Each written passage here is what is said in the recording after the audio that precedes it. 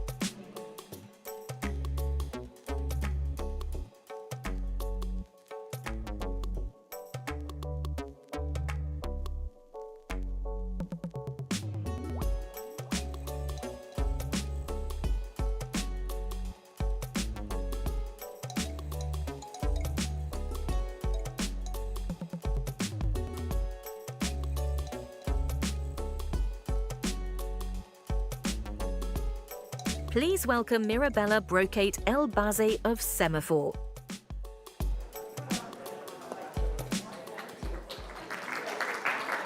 Thank you. Good afternoon, everyone.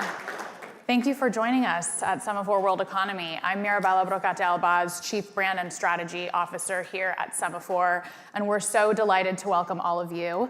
It is day 4 here, just today and one more day to go, and so appreciate all of you spending the week with us. Semafor was launched just 3 years ago at a time that was defined by information overload, eroding trust, and accelerating complexity. We set out to provide the antidote, fair-minded, transparent, and global journalism and intelligence for the new world economy. Semafor World Economy brings this vision to life. It's now the largest gathering of global CEOs in America. This year, we'll convene more than 500 top global CEOs, 25 G20 finance ministers and central bankers, a quarter of the US Senate, and hundreds of top leaders across business and government from more than 90 countries.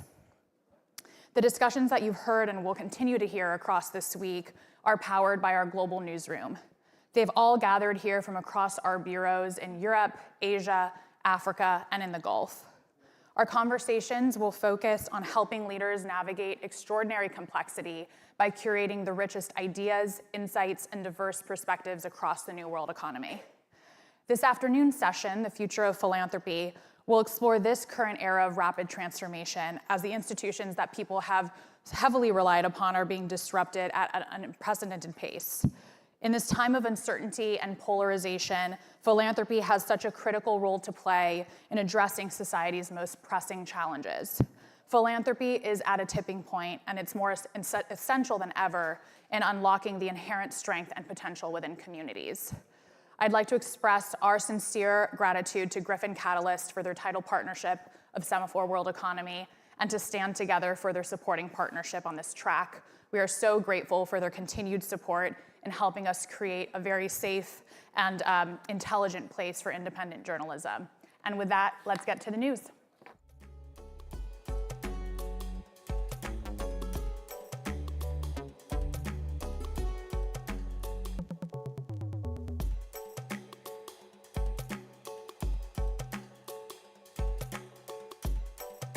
Please welcome Deputy Prime Minister and Minister of Economy, Trade and Business of Spain, Carlos Cuerpo and Michel Fleury of the BBC.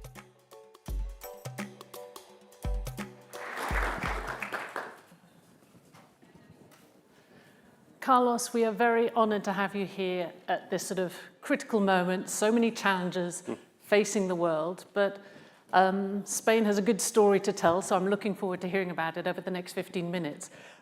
Now, I know the goal here is to talk about the future of philanthropy, and I want to get to that, but obviously, given the situation in the Middle East right now, it seems sort of strange not to begin with that. With this energy shock, with instability in the Strait of Hormuz, lots of questions about when the shipping lane will be open. Spain has been one of the sort of beacons of light in terms of growth. It's got a great story right now. Does that get undermined by what is happening right now in the world? Well, you know, we've been doing our homework for the past few years to be ready for these crises when they arise. And I can say that at this point in time, Spain is more ready than in past occasions in economic terms.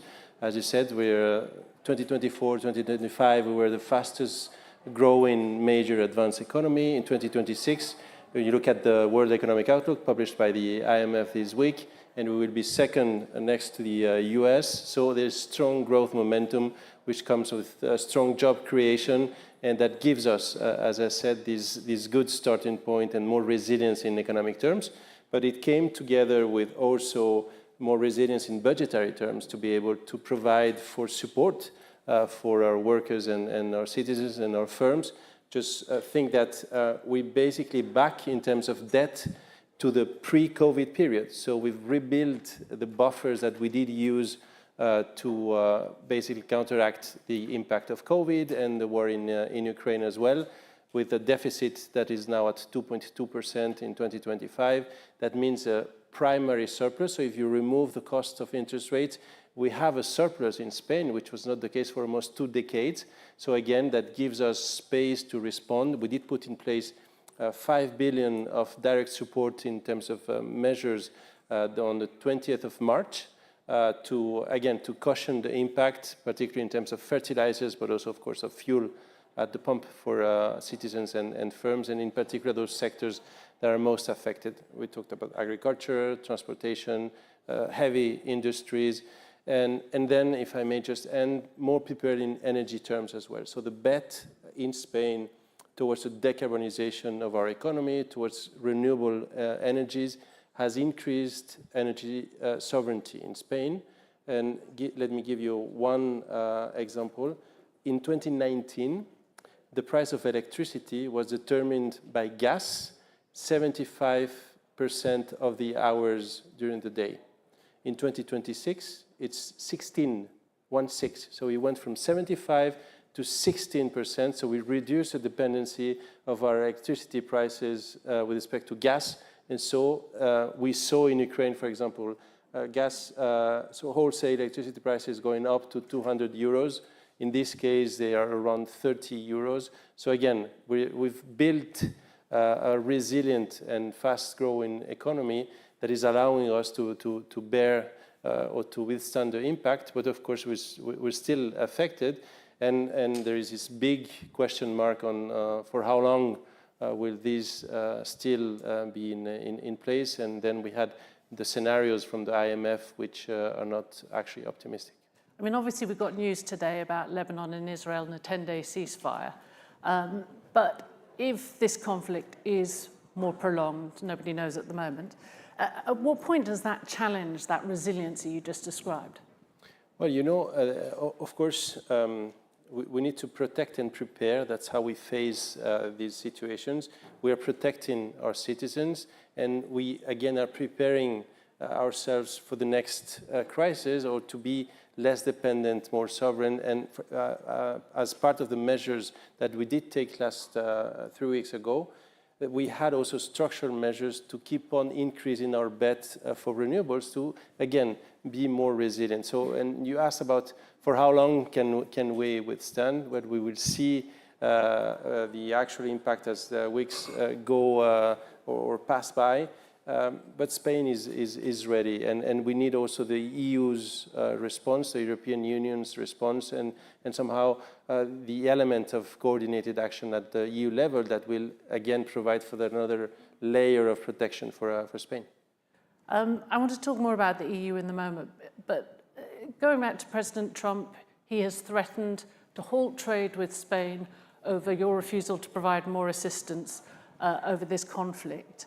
I mean, as the first vice president of Spain, what goes through your head when you have the president of the United States threatening to stop all trade with your country?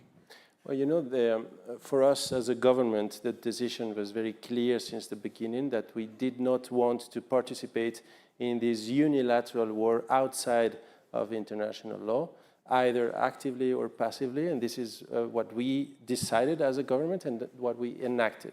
And this is a very, or a completely different discussion than the economic bilateral relationships that we have with the US, and we think both have to be kept separate. We, as of course, as a sovereign government, sovereign state, we decide on the participation of Spain in conflicts, and we are not alone in our decision around this war. Others have followed after that, somehow confirming the Spanish position, which is, I think, another key factor for us. And we have the full support of our citizenship as well. So that's a discussion. Thank you. That's a discussion that somehow is settled in Spain. And what we expect in terms of trade and investment is to keep on building on a relationship that comes, I mean, it's centuries back. The US is the first origin of foreign direct investment in Spain, and is the first destination as well. That's how interlinked both of our economies are. And what we're doing from the government of Spain's side is to try to help our companies navigate in this difficult context. I was in Boston yesterday with local and state authorities, and we are building up a venture capital fund of $200 million to help our biotech companies connect with the Boston ecosystem, which is leading worldwide. We're leading in research, in clinical trials. We want these to be, of course, part of the leading ecosystem as well. So that's just one example of what we're trying to do on that front. So keeping this treasure, which is the economic relationship, that will be there after both administrations are not there anymore. So we need, of course, to provide for stability, for predictability, and that's what we do. So you think you can thread the needle between foreign policy on one hand and trade on the other?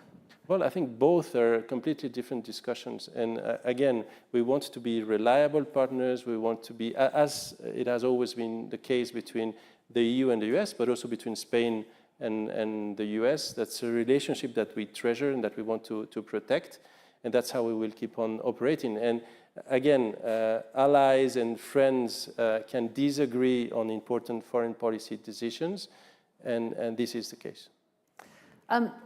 You're facing right now this challenge from a large trading partner. At the same time, though, there are bigger questions about the European economic model. Do you think that the European model is able to sort of stand up to the challenges that it now faces? Well, I think the European Union stands up to the challenge when it is required. We did it so during COVID with innovative solutions like the joint issuance of next generation EU funds, which have been instrumental for Spain and to be able to explain our good growth figures. It's an investment and structural reform agenda that provided for Spain 80 billion in transfers, that we're making good use of it. So Europe stands up when it is due, and I think this is the case also today. But there's so many issues going on at the same time that sometimes it's difficult to explain how things are being developed at the EU. But we're innovating, for example. There is always this frustration that things are too slow in terms of governance also and decision taking in Europe. So from the Spanish perspective, what we're doing is promoting coalition of the willing formats. So a few countries can rally together and promote integration processes that can then serve as an example for others to join with a FOMO effect, with the fear of missing out on a good project that is proving to be positive for citizens and firms in our countries. I mean, is Europe in a position, you say, it's been accused in the past of falling behind. What steps can it take to make sure it doesn't fall further behind the United States, but also China? Well, I was having many discussions on the role of Europe, and most of the people, analysts, journalists, politicians, they tell me that the world needs Europe, and what I respond to that is that the world needs a strong Europe. And on the back of this, we're working on a growth agenda, we're working on an investment agenda, we're working, again, on reducing barriers within Europe, on enlarging the network of strategic allies, connecting with Mercosur, connecting with India, somehow so that Europe is still perceived as a beacon of stability, of the rule of law, of strong institutions, and as a key partner and ally. And this is, I think, the way forward for us. It's striking to me when I think about recent comments from Canada's leader, Mark Carney, talking about what middle economies could do. In Europe, Spain has been outspoken about sort of taking a strong position. Is it a coincidence that both of you have kind of economist backgrounds? You're the ones kind of leading the way forward for middle economy countries? Well, I think we share, there is an element of sharing values and principles with Canada now. You know, I was joking with the finance ministers, Minister Champagne, a few weeks ago, saying that maybe they could be the 28th member state of the European Union. And we have to work on that agenda. When I look at the figures, for example, in bilateral trade between Spain and Canada, given the size of our economies, it should be much bigger. And I think we've somehow underestimated the potential that is there. And I'm going to Canada, I think, in the next few months. It's going to be the third time in basically 2 years. And that's just a token of how much we need to reinforce this around strategic interests, be it defense, energy, the innovation ecosystem, AI. There is a lot of work to do for us. And obviously, the name of this session is The Future of Philanthropy. This is a time when government budgets are under pressure. So what role can philanthropy play, especially when we're talking about inclusive growth? Well, you know, as part of the growth story of Spain is that we want to present it as a balanced growth model, but with the soul, with purpose in it. So we want the pie to be bigger, but so that it can be better distributed. And inclusive growth, social cohesion, reinforcement of the welfare state in Spain is one key dimension of the whole policy agenda. And as you said, it's not just an element or a matter of public support, public investment, or public budget, but there's also the role of the private sector, not only in terms of deep private capital markets to be able to fulfill these investment needs, but also private investment which is socially driven, which is driven towards inclusive growth. And I think both elements, both objectives are connected. And so that's another area to continue fostering for us as well. Carlos Cuerpo, thank you very much. First Vice President, I should say, of the Government of Spain, and also former Trade Minister. Great to have your insights today. Thank you very much indeed. Thank you very much.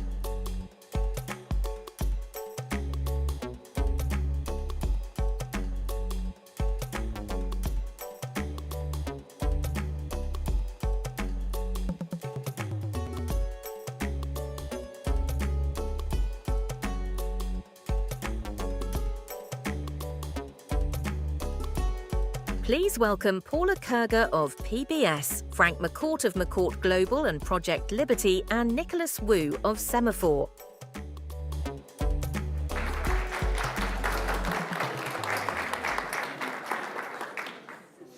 All right. Paula, Frank, thanks so much for being here this afternoon. Nice Thank to be you. with you, Nick. You seem so far away. I know, yeah. It's like you need to close the circle a little here. Yeah.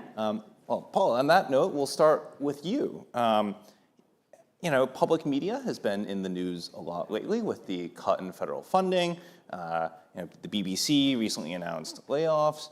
How has PBS been faring since the congressional cut to federal funding? Yeah, it's been a year, I will tell you. Actually, it's been slightly more than a year that we've been working through what's becoming the new normal. Obviously, our loss of federal funding was significant, particularly for our stations in rural communities, because that's actually where a lot of the federal money went, was to support their work. But, the whole focus of this track is on philanthropy. And we've always been a public-private partnership, and the philanthropic side of it has been really heartening. Particularly lots of individuals, lots of small dollars. When there's an emergency, when the floodwaters start to recede, that's usually when people become focused on other things. And that actually has not been the case for us. Over the course of the last year, contributions, particularly lots of small contributions, have really come in across the country. And we're public. We're part of the public. Trust is a significant piece of what we do. We were talking about trust backstage. And I think in a moment when people are looking for organizations to trust, individuals to trust, institutions to trust, it has served us very well in this moment to be an organization that people do feel is an integral part of their life. Have you seen the surge in small dollar donations make up that much of the difference in the cut of federal funding? Some. It hasn't made up all of it, and we've had to make hard decisions. Right after the recession, I worked with a number of foundations to put together resources, particularly for rural stations. Some of our stations, 50% of their money came from the federal government. That's what LBJ envisioned. He thought that in places like Washington or New York or Boston, and cities where you had big populations of people that were philanthropically active, they would be able to sustain a public station. But in smaller communities across the country, it really has been very much a partnership. And so making sure those funds are there. Our stations are very resilient. Many of them are looking at ways to operate better. We've made cuts ourselves. If there's a positive in all this, it does make you become even more entrepreneurial. It makes you really focus on what are those things that are the most important that you should be building out, and it encourages you to try to do work in different ways. And so this hasn't been necessarily all a bad story. It's been really one of, I think, rebirth and reimagining. I see.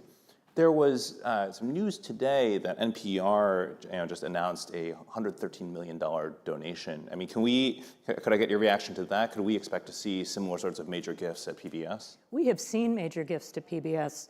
Someone said to me, can't you find a billionaire to solve your problems? If anyone wants to write me a check. But I don't think it's actually the right answer. I do think that what has made us strong and what I think really keeps us grounded in the communities we serve is the fact that there are so many people that have come together that all feel an ownership in it. And yes, we've been very fortunate to receive larger contributions as well, but I think that mix is really, really important. I see. Frank, from your perspective, I mean, part of the issue right now that we're seeing is this crisis of trust in public institutions, in media. How can we start to rebuild that? Well, I think as we think about things, and I come at this from a 5-generation family business. We've been building infrastructure since my great-great-grandfather started building roads when Henry Ford started building cars, right? So we've helped build this great country, this great American project, and are deeply worried about where things are headed right now. And I think that when we think about what's the secret sauce, so to speak, of the country of America is the fact that it's the Constitution, right? It's the rule of law. It's the idea of individual agency and autonomy. It's the everybody has a chance, freedom, liberty, and all of these things that are really come down to the dignity of each and every human being, which is why I agree wholeheartedly. The broad support and participation is vitally important. And we live in a world at the same time where technology is overwhelming, right? It's ubiquitous, it's incredibly powerful. We're highly dependent on this internet technology and now the agentic web we're on the cusp of. This technology is not built on the same values or principles as our democratic system. Never mind what it means to be a human being and to flourish. If I were to ask you to describe, democracy, and you probably wouldn't say surveillance-based, centralized, autocratic, exploitive, and so forth. But yet we have technology that's very much so. So, and by the way, technology like that works extremely well in a place like China, which is top-down. Okay, where people there are used to being surveilled and profiled and so forth. This is very new for us, and it's not going to. Democracy won't survive with this type of technology. So either we change the technology, or we're going to find out we're living in a very, very different place here. So getting back to your question about how do we restore trust and so forth, I think it's returning power to people, to agency to people. And to do that, we need technology that actually optimizes for people, not technology that optimizes for platforms. So, we have this great technology that can do massively beautiful things, but it's off the rails because of its design, right? The incentives really warped and changed the inherent goodness of the technology. And so now we're all actually being manipulated and exploited by our very own data, which is powering this ecosystem. So there's something fundamentally wrong with this. And I think if people feel they have been stripped of control, because remember, our data is actually us in this digital age. It's everything about us. So if somebody else owns us, that puts us in a very precarious position. We need to own ourselves. So we need to reclaim what's ours, design the technology differently to actually harmonize with democratic values and principles, and in this way begin to restore trust and integrity within our system. Because our whole project has been based on trust. Free markets based on trust. Democracy based on trust. You destroy trust and we will collapse, and we'll have a very, very different environment. And it's actually happening now very quickly. I see. Now, Paula, for me as a Capitol Hill reporter, and I covered a lot of the debates around federal funding and public media very closely, and noticed very much a change in tone among lawmakers. What is the case that you're making to members of Congress as you try to press for the return of funding? And if control of Congress does change this year, do you think things could be any different next year? Yeah, so I mean, part of this ties into what Frank is just talking about. It's about trust and agency and actually information and information that you can trust and understand. And I think what media has shifted so much, even if we were not in the federal funding debate. I mean, this is a period of such an immense transformation. You have these extraordinarily powerful tools that have the potential of really giving storytellers and content creators the opportunity to tell, to do their work with such richness and capacity that was never possible before. But without the appropriate guardrails and without the human intervention, without the human piece of it, which is what I think Frank is really arguing very powerfully about, you start to leach into dangerous territory, and we all are witnessing examples of content that's just, the AI slop that just spills over. And from my perspective, what I particularly care about is how that impacts children. Children are spending increasingly more time on spaces where they're being driven by algorithm and into content that in the best circumstances benign, but at other times has the potential to be quite dangerous. And I do think that the role of a public media organization, I think particularly around the kids' content, I feel like we're in the same space we were when Joan Cooney was first creating Sesame Street and Fred Rogers was thinking about Mr. Rogers and what is the potential of media to really help to uplift all kids, to give kids, more than half the kids in this country are not in formal pre-K. So how do you create experiences that they can have in their own home that gives them a leg up, and that's the role that a public media organization plays. It will look different. We do look different. A lot of kids watch our content, but a lot of kids play games derivative off of our content. But we're available free and accessible to all, and we are remained focused on the fact that our goal is not an economic imperative, although we have to run our business as a business. But we really need to make sure that there is access of content and information. To me, that's powerful. I think the second is also what Frank was touching on around our democracy. Our democracy is predicated on informed citizenry. Where are people getting information? What is that information?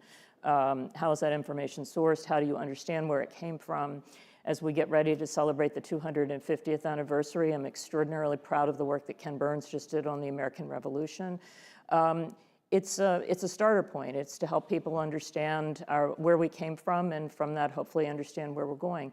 That does not change in this media environment where you have media available multiple places. For us as an organization, as a broadcaster, as a digital provider, as the creator of short-form content, the mission and values is the same. The form of it is different. And in places where we can use the support to ensure that it is accessible to all, that's where the federal government plays a role. I see. Just picking up on something Paula said, if you don't mind. I'm a parent. I have 8 children. I have 4 that I raised in the Sesame Street era, and 4 that I'm raising now in this internet era. And I can tell you, as a dad, it's an entirely different experience. It's much more difficult to raise children now. And as Paula said, when Sesame Street was aired, a big show on television may get 1 million viewers.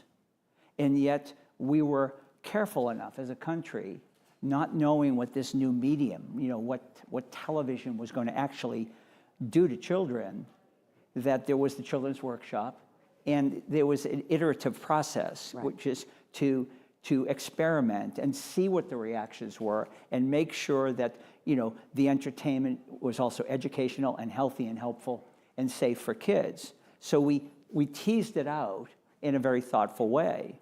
Now, with social media and other, and certainly with AI, there's this, we've released something on the world.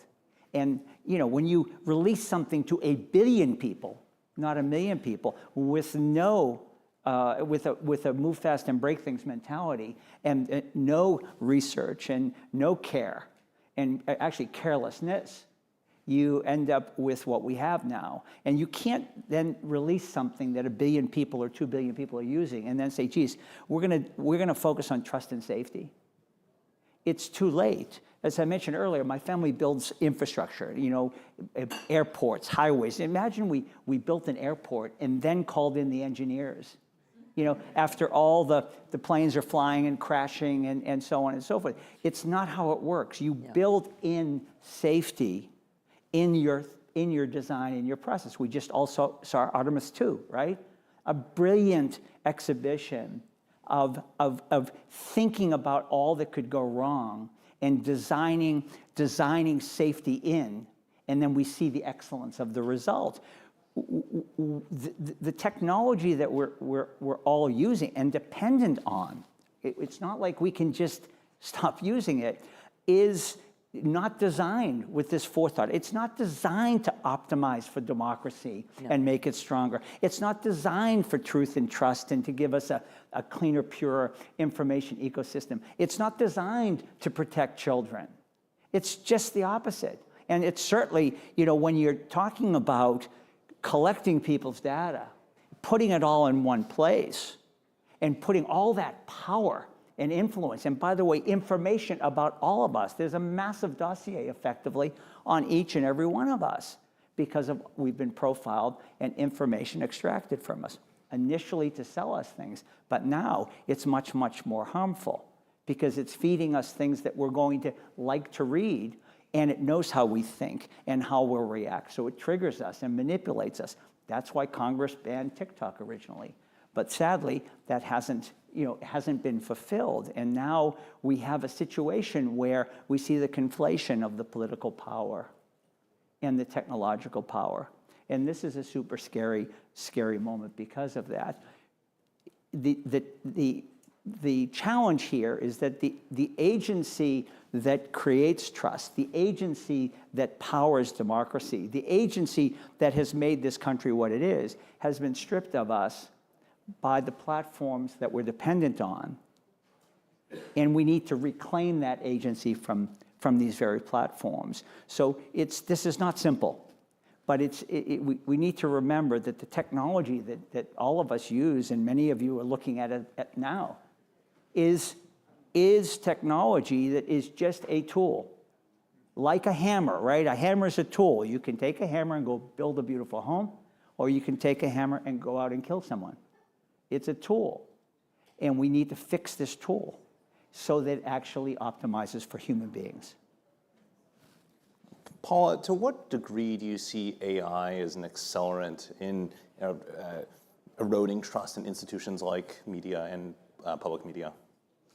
Well, I think that, look, we think very carefully about how we tell stories, how we work with our content creators. We would like them to have the opportunity to look at new technologies and use that to expand what we're doing. I think everyone in this room is using, AI, is a very broad term. We're talking about, everything from agentic AI to how we're automating the work that we're doing within finance and so forth. So it's broad, but I think the possibilities, particularly for content creators, is extraordinary. But I think the real critical piece is transparency around the use, so that you're very clear on the source of material and so forth. And the second is really also making sure that at the center of it is human and human decisions. And then, to Frank's good analogy about the hammer, it's used as an effective tool and not as a blunt instrument. And that, I think, is really, I think for every media organization, is going to be critically important as people answer, what is the source of the material I'm watching or reading or experiencing, and can I trust it? Where did it actually come from? What is the source, and what is the intent? Yeah, and I would actually plead with the audience here to not fall for the binary, of Right. We either need to accelerate with AI at all costs because otherwise China will beat us or whatever, or we need to stop it and have a full-blown moratorium and not proceed. I just think it's a false choice. There is a third way. We can design the technology in a way that actually optimizes for the things. Tech does what you optimize it for, and we can optimize for the things we as a society care about, and then build the technology that way. We all know the harms of the current technology, right? The good and the bad, right? And sadly, we're seeing and hearing more and more about the harms, and we're all struggling with that. We all know and feel that something is not right, and it's I believe because this technology is designed in a way that is not optimizing for us. It's actually exploiting us, and we are the product. And so we need a third way where we can take advantage of the great innovations and so on and so forth. But put this in a child's term again.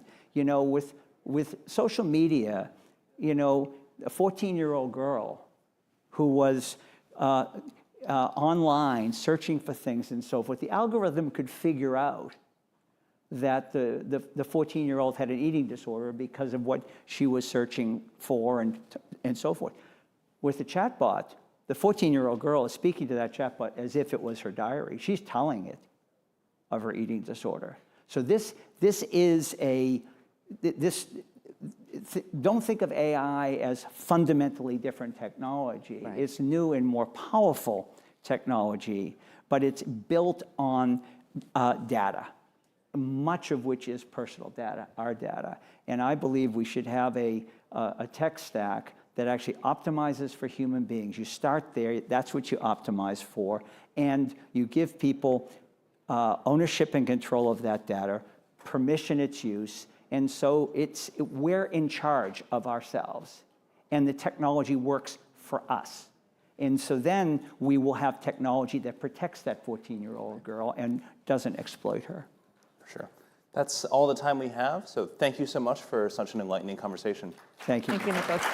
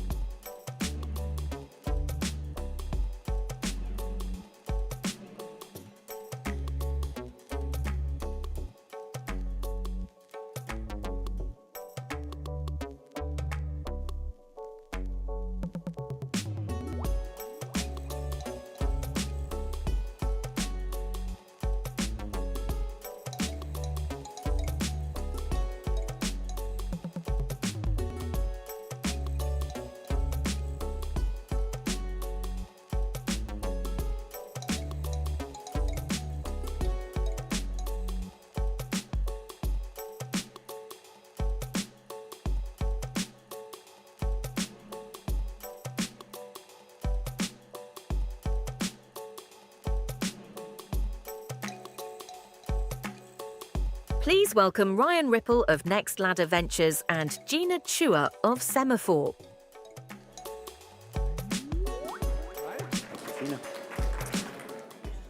So, Ryan, thanks so much for being here. I'm going to hark back to a long time ago. Most of you are too young to remember this, but when Walt Mossberg started doing a personal technology column, the first column said, "Technology is too hard and it's not your fault."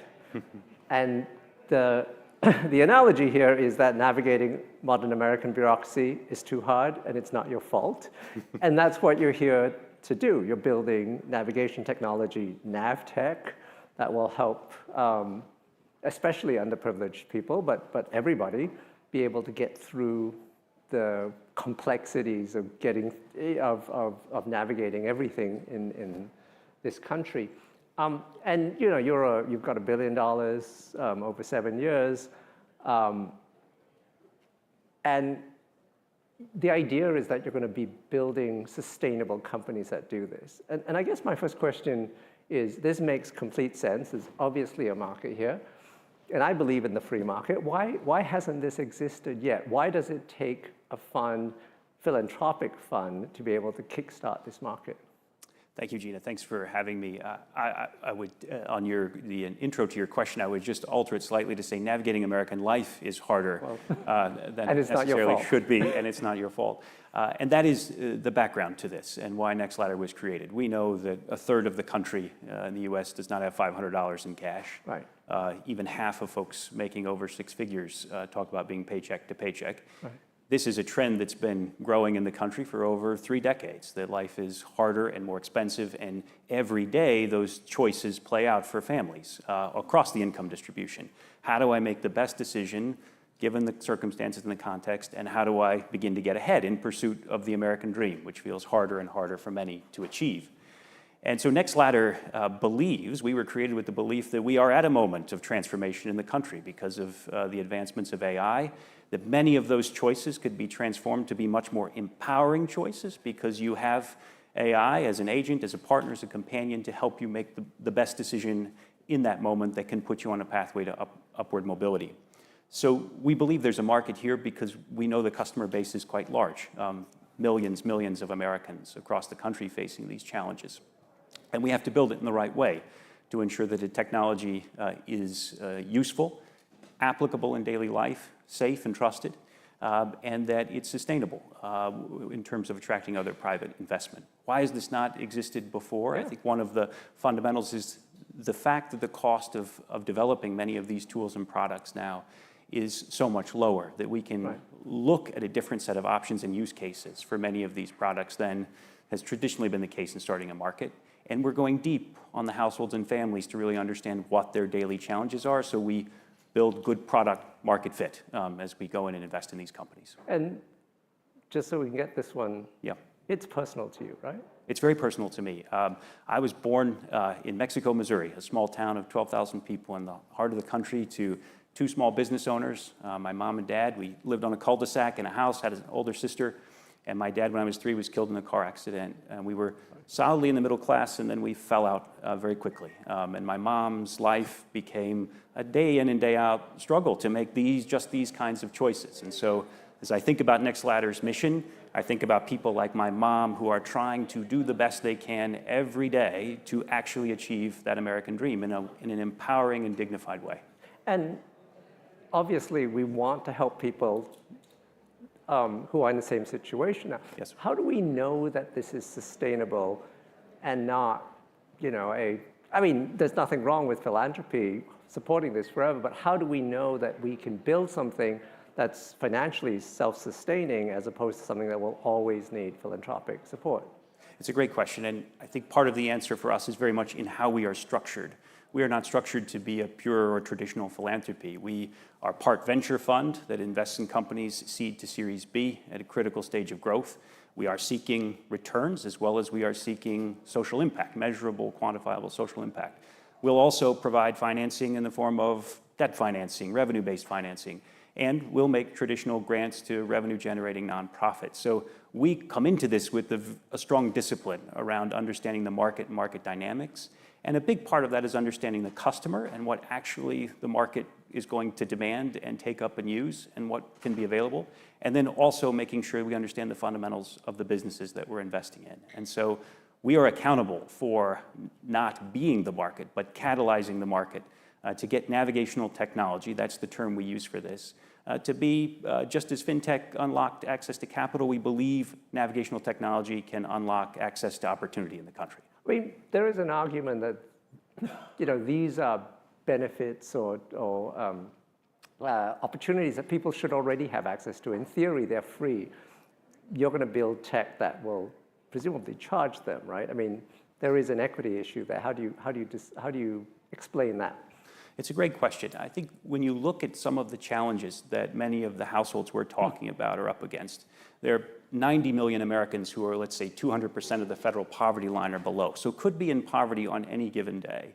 Many of the free options that are available to them take a lot of time, effort, and energy and dollars, even though they're free, to access. You got to pay for gas to go find the public interest lawyer.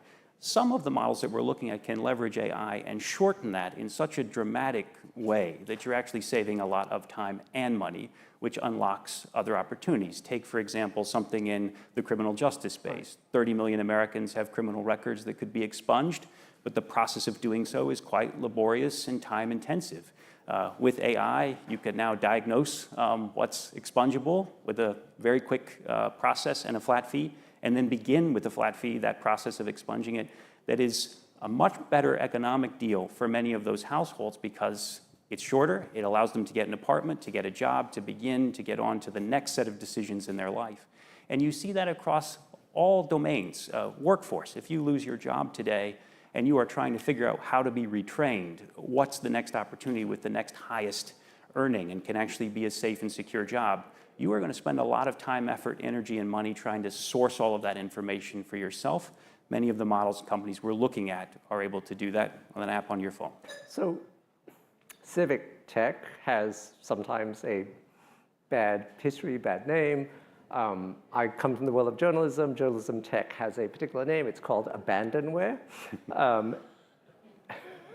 And how do we know that civic tech isn't, the sorts of things that you would invest in, the sorts of things that would be coming to you for investment? How do we know that that's not going to turn into some kind of abandonware?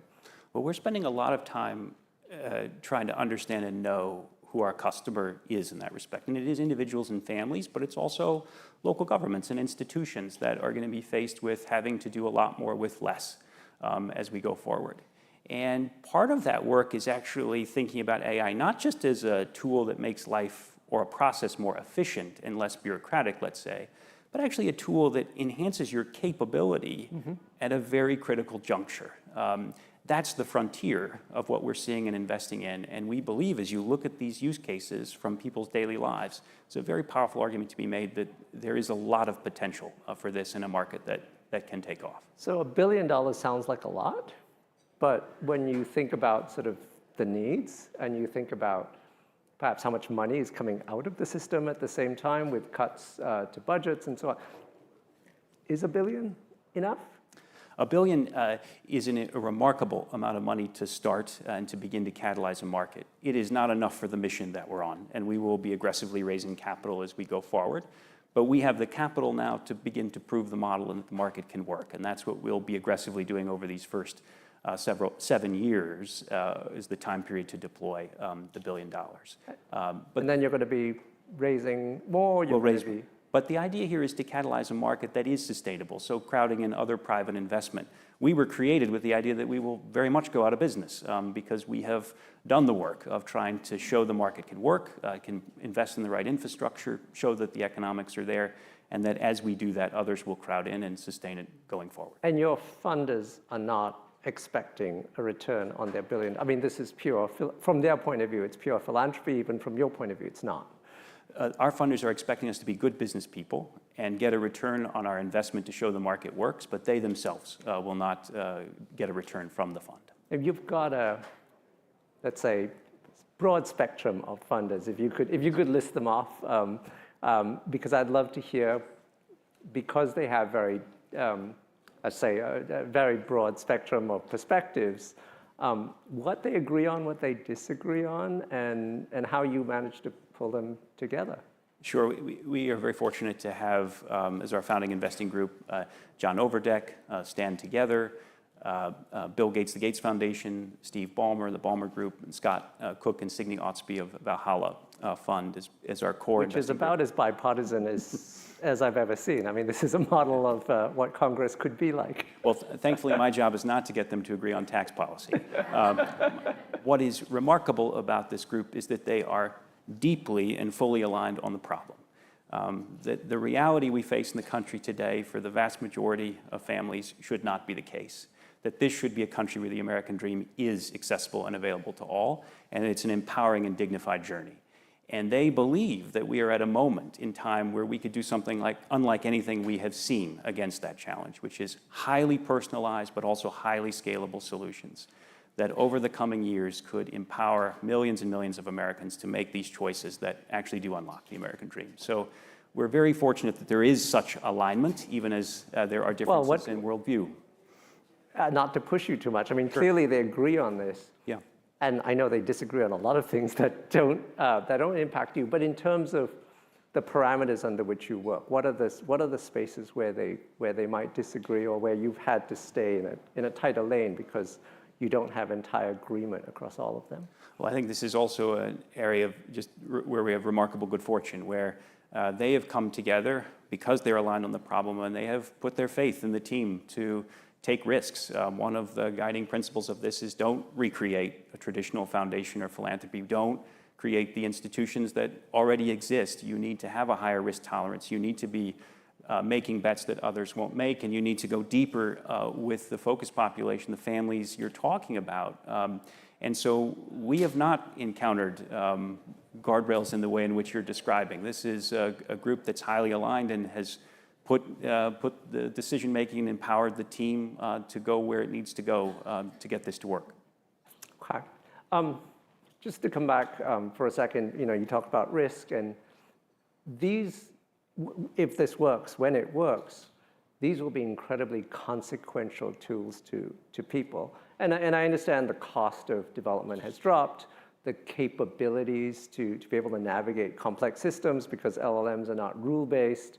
I can see how that all would be incredibly empowering to people. But at the same time, there's a huge risk, too, that they, especially at the scale you're talking about, could give people bad advice, could do something. How do you think through both the issue of making sure that you are giving people the best tools possible, and frankly, the optics of what happens if one of the ventures that you invest in or fund has a really bad result? Absolutely. I mean, we're in a period of enormous transition in this economy, in this market globally, and in the country. These risks are inherent in all of that. And one of the things that we feel so strongly about is building an investment model that puts trust and safety first and foremost. When we look at barriers to adoption around some of the technology we're talking about, it isn't in all cases access to broadband or to cell technology. It is trust. Is this something I can trust? And so as we think about our investment model, we are going deep on the customer side, but also on the business. How is this business actually making money? How does this work? What are the incentives? We're going deep with the founder to understand where there is mission alignment, as well as an interest certainly in generating profit and returns. And we want to be able to also invest in standards that are clear for the field and can be guideposts for other investors in this space to ensure that they are also equally focused on safety and trust. And that if we get that right, we can be a form, not the only, but a form of a kind of a good housekeeping seal, that these principles are at the forefront of how this technology is being backed and funded. And as we demonstrate that it can be successful, hopefully we'll see others crowd in and do more. So I know I asked you early on in the prep call, are you going to make news on stage? And I think you said no, which is very disappointing. And I do think this will be a requirement for all people who come on stage in the future. I know you're not prepared to talk about what you might first invest in, but when would you be ready? And and to what extent are you still out there looking and scouring for deals so that people will reach out to you? Absolutely. Gina, I think we are making news. We're talking about a whole new concept for an investable category of navigational technology. And it is something that's going to take a lot of work to define and get momentum, but this is the first step of telling that story. And so we're really excited about the potential and what it can unlock for the American dream. Next couple of weeks, we'll be in a position to tell more about some of our first investments, where we're going, more about our partners. I hope we can talk then. Absolutely. And make even more news at that point. But we're at the beginning of something. And so we are eager to hear from people about ideas. One of the heartening things about the work so far has been traveling the country and meeting entrepreneurs who see the power of this and also have been saying to us, I want part of my life's work to be about giving back to the country, about unlocking this for families and individuals, and to do so in a way that can reach scale. Thank you very much. If you have an idea, you know how to get hold of him. Thanks so much. Thank you very much.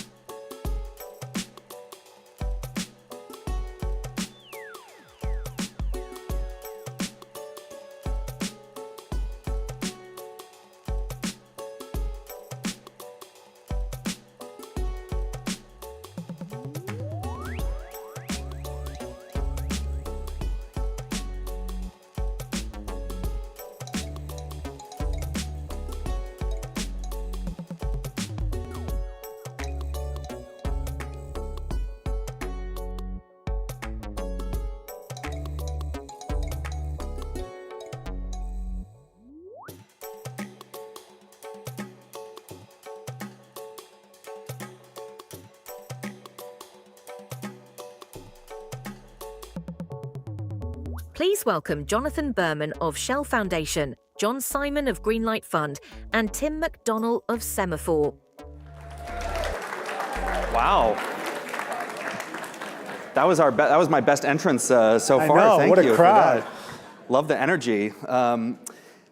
Thanks everybody for being here. Excited to continue the conversation with two philanthropies that are doing a lot of great work on energy, which is my area, and energy access.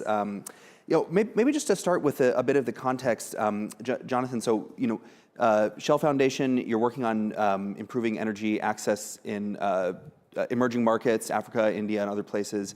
We're in the middle of a global energy crisis right now. Many of the countries where you work are sort of the most exposed to rising oil and gas prices because of the closure of the Strait of Hormuz. Can you say a little bit about what you're taking away from this crisis in terms of the value of producing energy locally, of having non-fossil energy? How does this affect the people that you're working with? Yeah, thank you for asking. So The foundation fundamentally is focused on enabling people to raise their income through the use of energy, right? And these are mostly people who are experiencing low income, mostly in India and Africa. It's absurd that a farmer in rural Kenya has to be thinking about what's happening in the Gulf. It's also unnecessary, right? There are instruments and equipment that can enable that farmer to triple her income using energy that is immediately available, like within arm's reach, right? So, for example, a solar-powered water pump can triple the income of a farmer. I've been on a farm that went from 500 chickens to 1,500 chickens with power that they were producing on site on the farm. There's a lot of solutions like that. And so you need to think about these things, not so much about the energy transition, but energy security. And energy security, which we think about mostly in a national level, energy security at the human level, right? In that last yard is where the difference is really made. Can you just follow up on that? So what is the private sector or governments missing in providing that kind of access that requires philanthropy to come in? What is the sort of missing piece that you're trying to fill there? Right, so from the public sector side, I think it tends to be the case that governments, and especially multi-governmental organizations, think about big power, right? Huge plants, huge facilities, the bigger the better. That would seem to be correct for economies of scale, but it is fundamentally incorrect in most places where, for example, the transmission lines are just never going to build out that way, right? The more viable power, the cheaper power, and as we're learning now, the more secure power is that which is right at hand. Right? And why approach this with? But again, but what about the private sector? I mean, there's a lot of like micro solar solution companies that are working in that space. Right. So we work exclusively on products and projects that have commercial viability. Right. So what's the role of a philanthropy if it's commercially viable? It's to de-risk the early stage. Right. To take the first risk. So, for example, the solar water pump I just told you about. No one knows what the non-performing loan rate is when you borrow money to buy that pump. You have to prove that out in the marketplace before banks can make that loan. We take that risk, right? We're willing to take a well-defined, time-limited exposure to demonstrate that the commercial viability of that product for a bank. Now, of the 15 products that we might look at in a year, 5, maybe 7 won't prove commercial, but the other 7 will, and then we can withdraw. John, can you expand? So you're focused on the U.S. Households in the U.S., but I want to ask a similar question about inflation and exposure to higher energy prices. A big issue for a lot of families in America right now. Not just because of the war in Iran, but also this whole data center issue, and there's a lot of things that are driving prices up. Can you say a little bit about how you're viewing energy price inflation, how that's affecting the families that you work with? Yeah, I mean, just to back up for a second, in America, it wasn't a surprise to us at Greenlight when the budget shut down. We have 40 to 50 million Americans that are on SNAP benefits, right? So we have a scale problem with poverty in the U.S. Maybe 40, 50 million children and families living in poverty, and economic and social mobility is nowhere near the way we want it to be. If you look at the statistics, it might be maybe 5 to 7% that will go up, a decile or whatever. So the American dream is possible, but we don't have anywhere near the economic and social mobility that we want. And we set up Greenlight so that we could operate in 15, soon to be 17 cities across the country. I can say publicly today for the first time that Nashville and DC will be our 60th and 17th cities. News. So what we set up, and eventually to get to hopefully 30 to 50 cities in the United States to change outcomes at scale. We're reaching a couple million children and families a year now. Hopefully that'll be like 20 million children and families a year in about 10 years as Greenlight scales. Now, all these issues are sort of exacerbated, obviously, by inflation, energy costs, economic dislocation. And so I would say, they threaten to make economic and social mobility, worse rather than better. And so I think it's incumbent on both the private sector and government working together to try to really lots of different things, including what's being done now, and do more of it, but also new innovation, new things like what we represent at Greenlight, to try to really shift the curve and shift the outcomes. Because it's rough right now if you're living in poverty in the U.S., and it could get a little rougher, but not if we all pitch in. Right. you have a background in venture capital. Can you say a bit about what you borrow from that experience into Greenlight, and what are the kind of pros that you take away? I guess one con that I was thinking, I mean, it feels like the part of the philosophy of venture capital is you take a lot of bets, many of them fail, you have a few that succeed spectacularly. So how does that map onto philanthropic?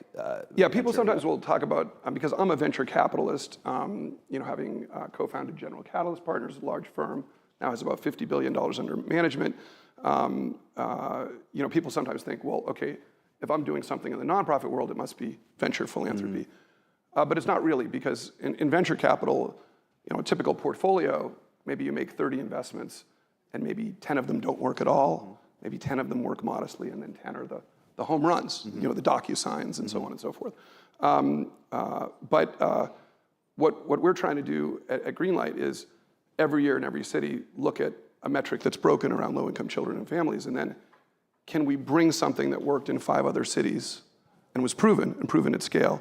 Can we bring that to our city to make change, give it $1 million, greenlight it, but only if the public school system's gonna agree it's gonna roll it out, or the city is gonna roll it out as a partner, or the housing authority will make sure that we enroll everybody or whatever. So deep partnerships to make sure that it's locally driven and locally happens. So the lesson we learned from venture capital is, a lot of things can be tried but won't work. With Greenlight, what we're trying to do is pick those things that have worked and help those things scale, right? Because people expect, if we come to DC, that in 20 years, we'll bring 16 outcome-changing things to DC that will work, and that all of them will work, right? Or that, in 10, 11 years, we'll bring 8 things to the Bay Area, that all of them have worked. So I think that's really important, because there's so much need, and there's so many things that have been proven, but they have a hard time spreading.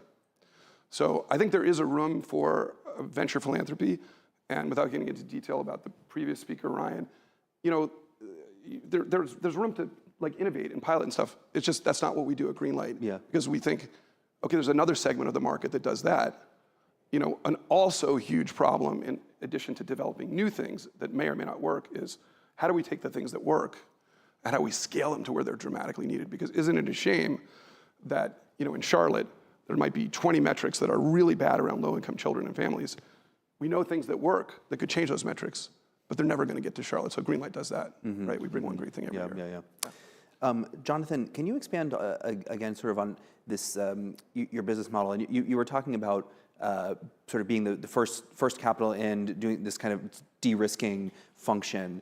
How do you ensure that philanthropic money that's going into these small businesses, the places where you're deploying, is genuinely catalytic and doesn't cover for businesses that can't stand on their own, or you want to make sure you're not subsidizing failure in some way. Yeah. So that's a huge challenge, at least in our space, is the risk of disrupting, distorting the market, right? And especially not only drawing capital towards things that won't work, more importantly, drawing talent to things that won't work. We see that again and again in emerging markets, right, with donor money.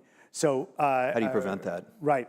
So there's our own internal discipline. So it begins again with talent. It's our own people who are overwhelmingly out of commercial and financial backgrounds and have come into this space with that mindset, and we encourage them never to lose it, right? Then it's also the partners we're working with. We never go into a partnership that doesn't have a commercial basis at its end and hasn't already been defined what the commercial parameters will be by the end. So if we're going into, let's say, to launch a pilot for some new technology that we're scaling with a partner of ours, ITC, one of the largest agribusinesses in all of India, right? We define with them what's the internal hurdle rate that you need to see in order to sustain this without us, and we're benchmarking against that from the first day of the program, right? And if it's falling short, we'll stop that program. Yeah, John. I'm also curious about, could you just expand on, we talked about energy inflation. I'm also interested in affordable housing. What are you seeing? What are most cities getting wrong about affordable housing? Okay, you've hit on a topic that's kind of a favorite now, because I didn't know a ton about it when I started or co-founded Greenlight, and then as Greenlight has grown to cities. But the more I travel to cities, affordable housing is an absolutely massive issue in cities across the US. I would say a lot of the cities where Greenlight is operating, maybe 40, 50,000 units short of affordable housing. Wow. So if you just aggregate that, I mean, it's over 1 million units just across Greenlight cities. So this is really, right now, a huge gaping need in the US, especially in major urban cities. And it's not getting any better because affordable housing is not being built at any kind of a rate. So you need to think about that because it has all kinds of limitations for families, for urban areas, for gentrification, et cetera. And so what we're doing at Greenlight is, because this is such a huge need in cities, we're trying to identify solutions we could bring to cities that could actually move the needle without spending billions of dollars on affordable housing. And we've done multiple things with housing authorities to change outcomes and actually increase effective availability. I'll just talk quickly about two. One is we brought this thing called Compass Working Capital to Philadelphia, and we've now brought it to Chicago. And it actually increases assets in savings accounts for families that are living in affordable housing. Philadelphia, over a 10, 15-year period, because we brought Compass Working Capital to Philadelphia, there's about $70 million more in people's bank accounts who are living in affordable housing than otherwise had been there. That's enabled people to move out of affordable housing, which has effectively increased the stock of affordable housing by, let's say, 1,000 units. Wow. So what would it cost to build that? I don't know, $700 million or whatever. So that's one thing, and we certainly see need for that in lots of Greenlight cities. Also recently, we've announced bringing Housing Connector, which is a nonprofit to 2 different cities, which essentially creates a website for all availability of affordable housing in a city so that it's a one-stop shop, and then actually changes incentives for landlords with insurance and a variety of things that encourages landlords who aren't necessarily offering for affordable housing to offer for affordable housing because it tips the economic incentives. Maybe you could actually even make more money while you're doing good. Yeah. And our estimate is that'll add over 1,000 units of affordable housing effectively to Miami, where we brought it, and similarly to Newark. And again, similar needs in other cities. So those aren't, massive solutions to look at what about a 1 million unit shortage. Right. But for thousands of families in every city, that's going to make a difference. So my answer is huge problem. I think we need public finance to be rethought. We need a lot of things to be rethought. We need attention to be paid for it. Yeah. But in the meantime, there are things we could do, and it's crazy if we don't do those things that we can do in cities that we can do them in, and that's what we're doing at Greenlight. That's great. Jonathan, can you say a bit about how you see the relationship between philanthropy and private capital changing? I mean, obviously, Shell Foundation, originally seeded by a private corporation, Shell, and so I mean, how do you kind of see that relationship evolving? Right. So that model is probably the model that people are most familiar with, right? Private capital makes a lot of money, and then it deploys it into philanthropy. The nature of that relationship is changing. So in the current, with the current withdrawal of public funding from a lot of work, particularly work in our parts of the world, every philanthropy I know of is now talking about how are we going to catalyze private capital, right? That's the sustainable source of capital. Now, I'm fortunate to be in an organization that's been doing that for 25 years, right? That's all we've done is come from the beginning, commercial solutions to social problems. So if you're going to catalyze private capital, and we do about 13x of our own program budget, winds up getting, it gets multiplied about 13x, about 84% of that last year was private capital.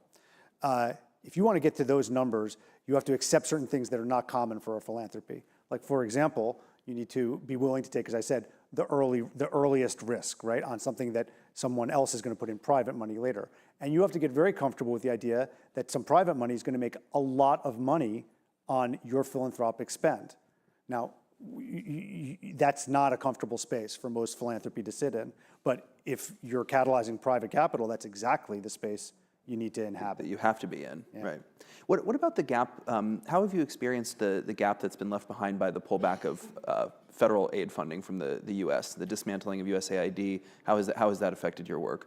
Yeah, so you know, the overall, it's had surely an aversive effect on the overall environment, right? So not just USAID, but many of the European agencies have also fallen back, in part because they need to take care of defense at home, right? That landscape has changed. But also there's been a retrenchment, I think, I think it's a passing retrenchment, but of commercial capital around climate and climate finance in the global south. So there's been that money washing out. Within that context, we actually benefit because of the model that I just described, right? We've, for a long time, been catalyzing private capital. So that's not new territory for us. We might be reaching out to different private capital now. We're looking at, we engage with partners in Southeast Asia and South Asia and the Gulf much more than we used to. But it's the same basic formula that we've been pursuing for 25 years. Yeah. John, can you say a little bit about how you guys are using AI these days? Yeah, so Greenlight, obviously, like every other organization, trying to use AI to improve our internal processes. But what's interesting is, and remember the way our model works, every year we look in a city at a metric that's broken, whether it's kindergarten reading level or unemployment or homelessness or whatever, and can we find something that worked in other cities and bring it to our city to make change and make enduring change, and then measure and make sure we're making that change at scale and then expand something statewide if we could. So that's what happens every year in every city. And if I go back about 10 years ago when we were operating maybe in 6 cities or something, almost nothing that we were bringing to a city used any kind of technology at all, let alone AI. If I think about the last, let's say, 18 months and maybe 15 things we brought to cities, a good 80% of those, the code is a key part of how it makes the impact and difference that it makes. And so I think that's going to continue in the future, which is using AI and using machine learning and new technologies. Social entrepreneurs or nonprofit leaders are thinking, how can I use this technology to deliver an impact at scale? Because if I could, it would be more scalable, it would be more measurable, it could extend not just to urban poverty, but to rural poverty, so it'd have more spreadability. And I just think we're going to see, hopefully, an explosion of AI for good, but it's not trusted, right? And so Greenlight has to work. If we're going to bring something to a city, how can we bring it with the right partnerships? How can we localize it so that it's trusted, adopted? And then you really get change. So you need this new technology, but then you need this local pull, trust, and delivery. And I think without both of those things, it won't have the promise that it does, but hopefully it can. Yeah. Guys, 30 seconds. This is the panel about the future of philanthropy. How is philanthropy going to be most different in 20 years? Are we going to still need philanthropy in 20 years? What do you think, Jonathan? You know, a famous man once said, "There will be poor always." I suspect we will still need philanthropy. To the point that John was just making, I think the current technology will be a huge change. Now, like him, we're looking at our operations improving. But what it really does, AI, unlocks visibility of the poor. I mean, one of the hardest things for the poor, all dispossessed, is that they are unseen. I.e., AI offers the opportunity to see them more effectively and at scale. John, what's the biggest thing that'll be different in 20 years? Yeah, I mean, I think you'll see a lot of the same. So, a lot of the things that are happening now, you're going to see them continue to happen. So it's not like a shift, right? But I think it's an and, which is you're going to see the emergence of scale solutions. And hopefully, we're going to grow the pie from 1% to 2% of GDP to double that. We hope so. Yeah. John and Jonathan, thank you so much. Appreciate it. Great. Thank you. Thank you.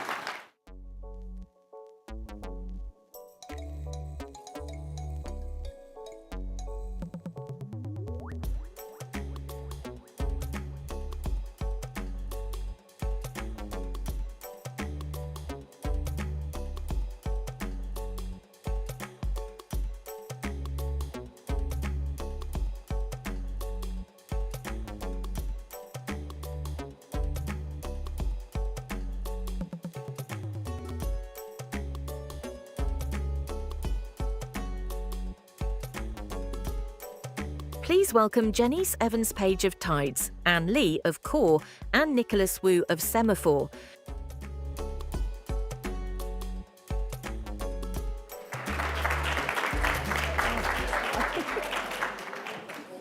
All right. right, Janice, Ann, thank you so much for being here this afternoon. Hello. Thank you for having us. So I wanted to start off by talking a little bit about some of the broader trends we're seeing right now in politics and philanthropy. There's been somewhat of a chilling effect in many ways on funding and giving. I mean, Janice, to start with you, how has that changed what your organization has been able to do? Thank you for asking. And this past year has had a chilling effect on organizations like ours, especially those of us who do not have an endowment. So we do depend on the grace, if you will, and the support from institutional donors, individuals and families, corporations, et cetera. And I think what has happened in the last year, a lot of what we do has been politicized. So we're in the space of supporting humanity. And I think a lot of topics that most of us or some of us in this room and also Ann's support have been politicized. So for some folks, there's been an energy to want to support, but for others, I think it's a wait and see, and that has had a huge impact on the communities that we serve, especially those that have historically been oppressed. So it has been a challenging year.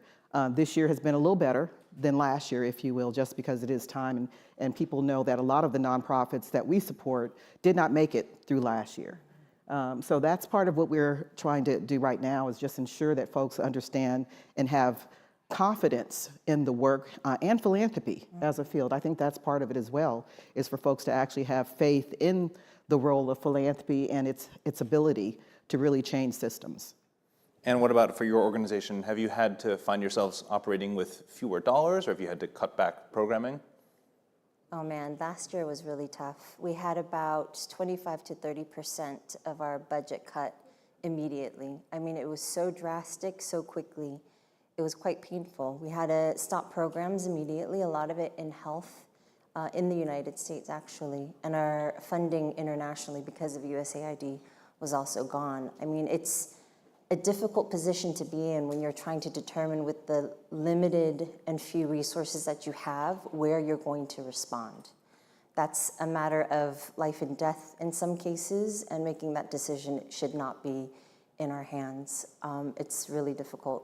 I have to say also, as Janice mentioned, it is the attack on the civil society and the trust within these communities that has really been questioned as well. So it's not just the attack on our budgets, it's also credibility, the trust, and also sort of the institutions that underpin so much of our sector. What were you hearing from philanthropies about why they were pulling back? Was it the politicization of the work that you were doing? Was it the USAID cut? For us, it was actually DHS, CDC, and the US government through USAID.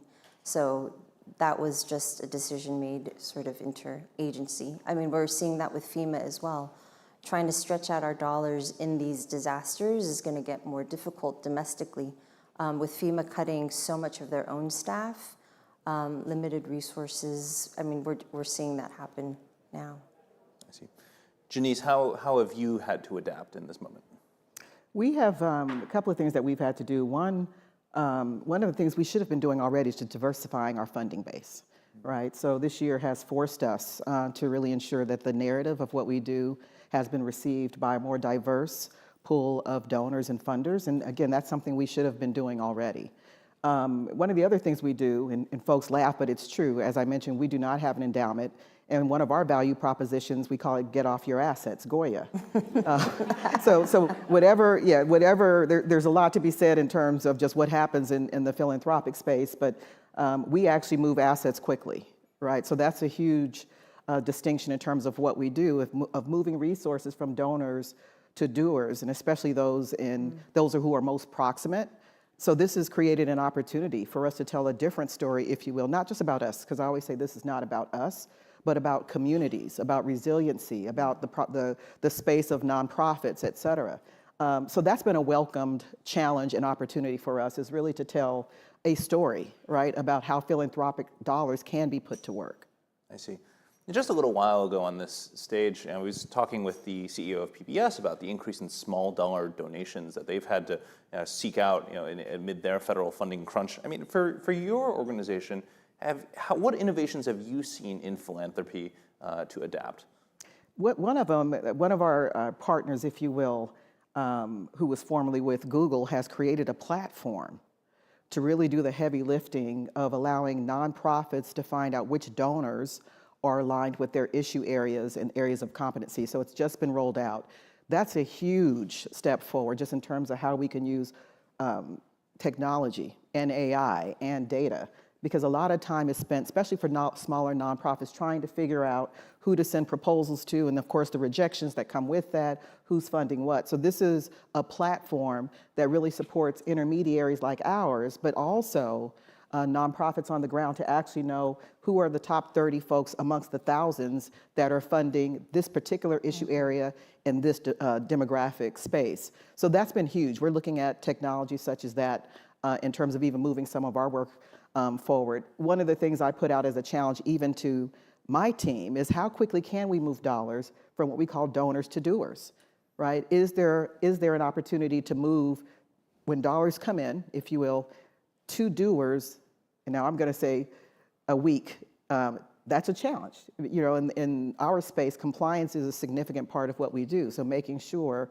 that we're offering a trusted platform that includes, especially, you know, in just thinking about all the things going on, and we're global, right? That what we're doing is really distinctive and highly vetted. So that slows things down in a good way. But I offer the challenge to my team, if we really want to shift power, especially to those who are most proximate, what could it look like if we're able to engage a donor and move those resources to a community in a week? And for your organization, how have you tried to seek out new partners in the federal government if USAID is no longer there? Well, there's two ways that we're sort of looking at this. The first is the smaller dollar donors. I think we're in this really interesting space, as we've seen. There's so much access to information, and there's an immediacy that people expect and want, and I think that that's really important. And it's also, I mean, you know, I'm in a room full of business people. I think it's more, in speaking your language, like direct to market, right? To be able to show where your dollars go directly, immediately. There's less of sort of like a middle person explaining. You can just show it. It's very transparent, and it's that messaging. It's showing through social media, through other, you know, influencers or whatever it may be, to kind of show your dollars go here. This is what you're doing. I think that's one way that we've been really focusing in on and seeing some movement. The second thing is also technology. It is so important because we have such few resources and more disasters. They're not like these massively huge disasters, but they're much smaller, but still impactful in areas that are under-resourced. So how do you get your dollars to go further? I mean, it has to be through collaboration, coordination amongst other partners. Unfortunately, we're not in an industry that is very friendly to that, surprisingly. We're in a nonprofit humanitarian sector that competes with resources, and unfortunately, you get competition. There's less incentive to work together. How do you force the other direction to get people to work together? You have to kind of create the incentives to do so. So we have a platform that is trying to essentially switch the narrative from a supply-driven model, where it's us organizations, we have these things, we're gonna give out these things, to a demand-driven. What do people need and how do they need it? How do we identify what they need and how they need it? I mean, you would think that that's a natural thing that you do, but it's not happening. People line up in queues for hours to just come into a line and pick up whatever people might be giving out. That would never work in any functional private sector market. So what we're trying to do is create a platform, or what we have done is create a platform to flip that on its head. It's almost like a, you know, food delivery app that delivers the aid to the people the way that they want it and what they want. And that, to me, I think, is the way to fix the problem. I see. For me, as a Capitol Hill reporter, you know, I covered the Judiciary Committee. I would like to ask a bit about the letters both of your organizations have received from the House Judiciary Committee. What sort of impact has this had on your work, and what have the interactions with the committee staff been like? Janice, if you'd like to start. Thank you. Yes, that too has a chilling effect. There's a fear that comes from that, especially last year when some of us started receiving such letters, right? There's an intentional fear factor that comes with that. So for an organization like ours, right, we did have to ensure, and some of that was associated with USAID funding, if you will, is resubmit documentation that already had been submitted to the government in regards to the use of those funds over a 13-year period, right? So when you receive the letters, et cetera, of course, there's the due diligence as to what does this mean, who's sending it, how do you gather the information. But for us, it takes us away from doing the work, the offensive work that we should be doing to support communities who are in dire straits and losing their federal government grants, if you will, to have to go back and research over a 13-year period the resources we have received from USAID. And all of it is there, all of it already having been submitted to the government. There's also been, again, associations in regards to protests, things that are legal in this country. Protesting is legal. So for us is also having to demonstrate that the support that we have offered to organizations does align with free press, freedom of speech, all of which is legal, right? So for organizations like ours, it has put us on defense, and that has come to the detriment of the organizations that we support who are dependent on our resources, if you will, dependent on us being able to hopefully inspire donors to want to support, because it is no longer a surprise of how much information is not known in the public's eye in regards to what's happening on the ground with nonprofits. So for us, trying to get that information out has been important, but we're also the fiscal sponsor for over 120 organizations. So to the extent that we have to respond, and I understand the nature of those inquiries, if you will, it also takes us away from being able to support these critical change leaders who are on the ground. And again, there's 120 of these organizations that are dependent on us for infrastructure, if you will. So it really has had a chilling effect. Obviously, it pulls on our resources, and it has had an impact, as we were saying before, on funding. Legal fees. Major. The legal fees, absolutely. So I will say we have had incredible support from in-house counsel. I have an incredible team leading that work, as well as from outside counsel, if you will. But you're absolutely correct. Yeah. Extensive legal fees. Imagine lawyers are expensive. And I wanted to ask you for CORE. I mean, have you had to adjust any of your organization's work in response to this congressional oversight? Have you shied away from any of the associations with groups that the Judiciary Committee had singled out in some of its correspondence? It hasn't changed what we do. I mean, you have to stay true to who you are. We've created a culture that supports communities in disaster because we understand that disasters just uncover social injustice, poverty, exclusion. And so for us, we've always have focused on vulnerable communities, and that's not going to change. There's nothing that we have done that is illegal. We're very transparent. We're very clear with who we support and what we do, and we will continue down that path. And we're proud of it. Janice, since you had mentioned the group organizations, I wanted to ask you the same question. Has your organization had to change any of its relationships with the groups that were singled out? We've stayed the course. And so to say, have we changed our relationship with groups singled out? We're one of those being singled out. So it may have impacted others who partner with us, but it has not changed who we partner with, if you will. So we too have stayed the course, and I've had the incredible support of my board in doing so, speaking to others who are in our space. One of the things that we did see that happened really well in our space last year was foundations coming together. So while law firms were under attack, universities were under attack, it was reassuring to see those in philanthropy come together, if you will. So that's been, I think, something that has come through as a positive, if you will. But for us as an organization that was under attack, it truly has not changed our course. I see. And I wanted to ask you, part of what we're seeing right now is this crisis in trust in institutions, in philanthropy. What can be done to rebuild that trust? So much of it, I think, has been, we saw USAID, we saw FEMA getting gutted and destroyed, and there was no protest. There was really nothing sort of to be said about it. We saw people chipping down like the signs of USAID here in DC. It was pretty traumatizing as somebody who's been in the space for so long, knowing the civil servants who have spent 20, 30 years of their lives to do this work. And there was no protests. There was no sound. There was barely any coverage.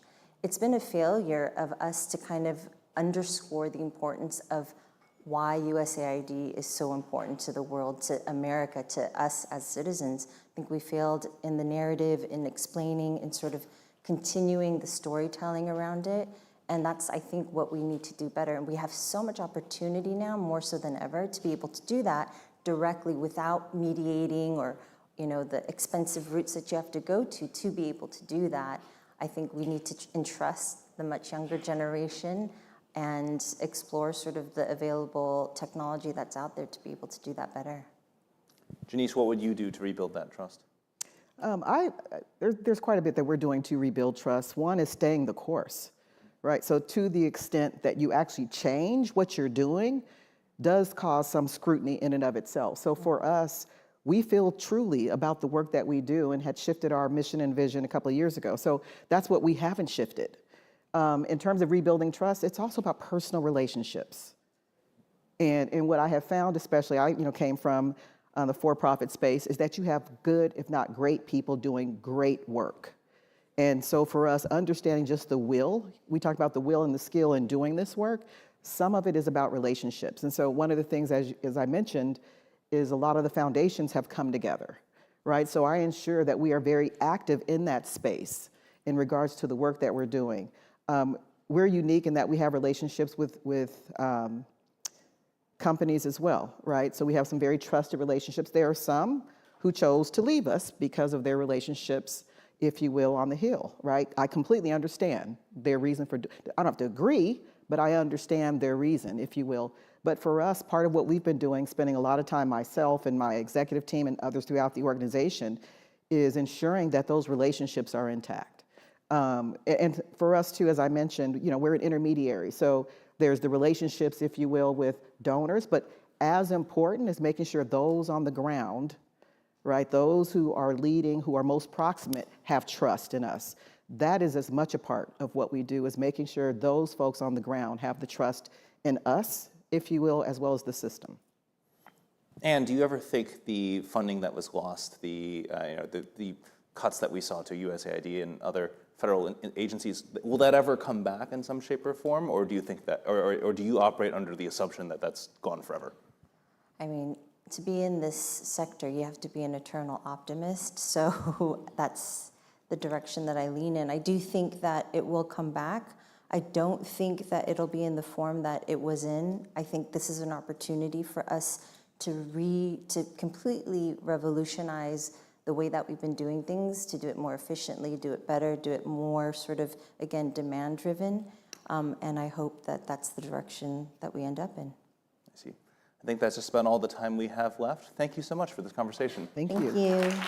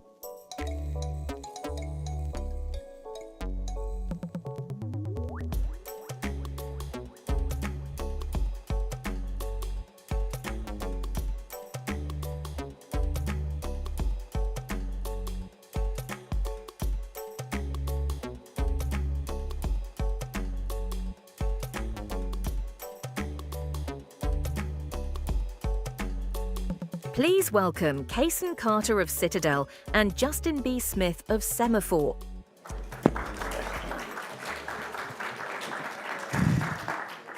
Welcome, Kason Carter. So Kason is a fascinating person. He's the head of public affairs at one of the world's leading and certainly most successful investment firms, Citadel.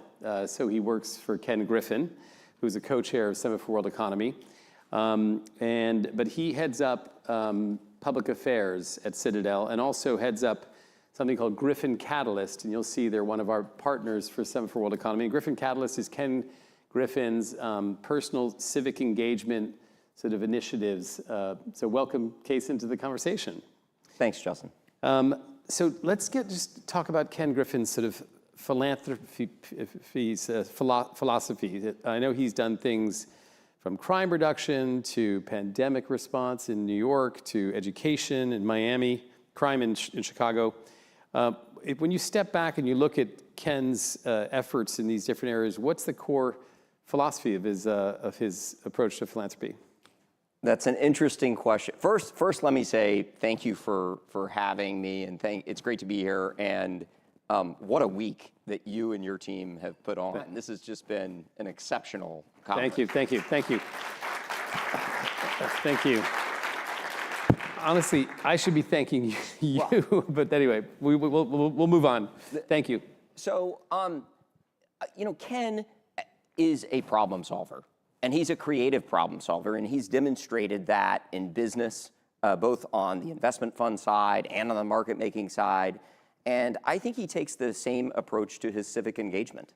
And so a lot of these initiatives are partnering with great talent to solve problems in communities that are of core concern. So you mentioned crime in Chicago. There's, Was that one of his first efforts? Well, no, because Ken, when he started the firm in Chicago, and he was very young person at the time, there were these He started leaders. the firm at his Harvard dorm room, right? Well, yes, that's sort of the origin story of his trading. Yeah. But no, he actually moved to Chicago to work for a firm, and then quickly the person who hired him helped him start his own firm. He knew that that's what he was going to do. But the sort of civic leaders in Chicago took him under their wing, and they said, to much is given, much is expected, and you need to be a part of the community, and you need to lean in and help the community. And so he was mentoring kids in Chicago as he was building the firm. Wow. And he never lost that spirit of engagement and holds on to it today. So he's done a lot of volunteering and supporting philanthropic causes over the years. But Chicago obviously had a crime problem, and Mayor Emanuel was a great partner in trying to address that. And one of the really creative, innovative things that we did was work with the University of Chicago Crime Lab.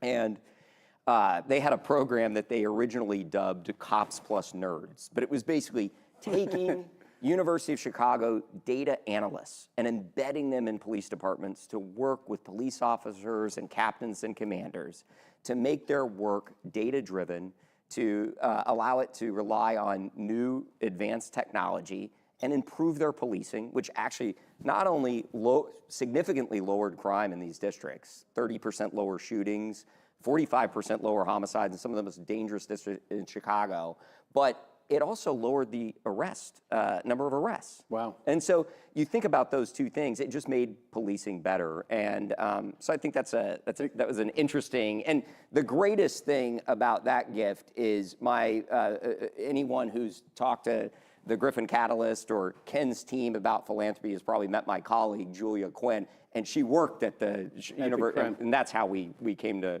hire her. Super pragmatic, super, in the field, very clear outputs and results.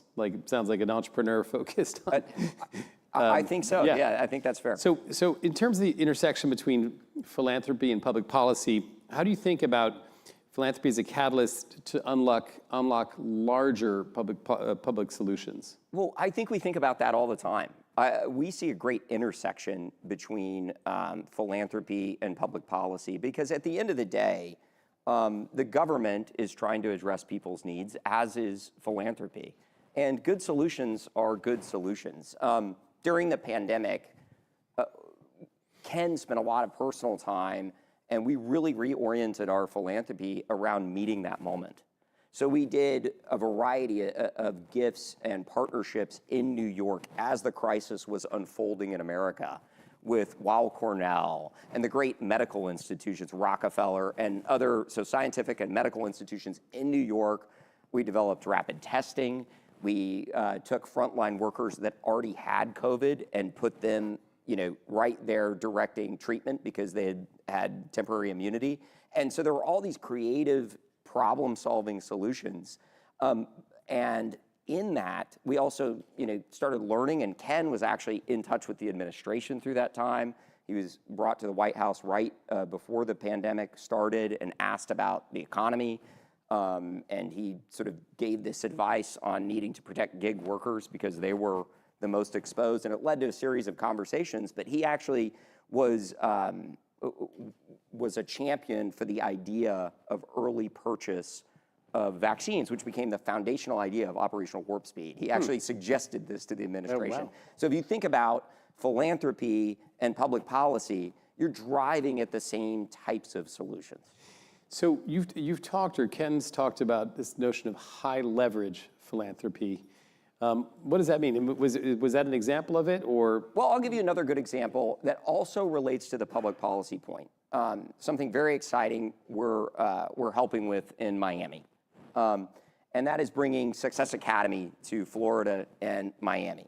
So in order to do that, and Success Academy, I should pause, educates 23,000 plus students in New York, which is a large number of students. And if you looked at it as its own independent school district in New York, it would be #1 in math, #2 in reading, and throughout its history has never had a graduate not go to a 4-year institution. And this is in low-income neighborhoods? Yes, they're taking kids from the Harlem, Bronx, all over New York. They're 98+% low income, and they're getting exceptional results. Their freshmen in high school take multiple AP exams.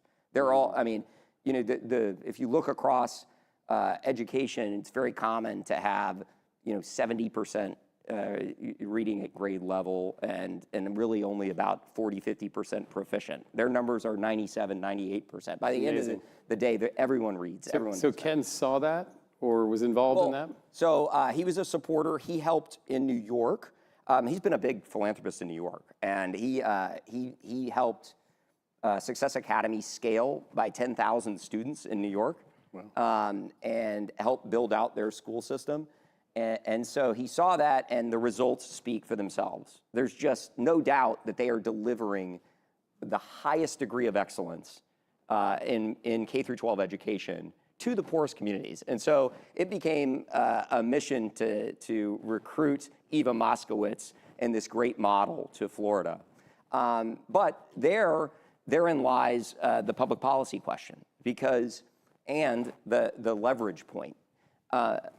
So Success Academy largely exists in unoccupied space in public schools. It's a public charter, and so it takes excess capacity. Yeah. Yes, and so Miami had significant, like 130,000 empty seats, so significant excess capacity. Some of these schools, were 60-70% vacant.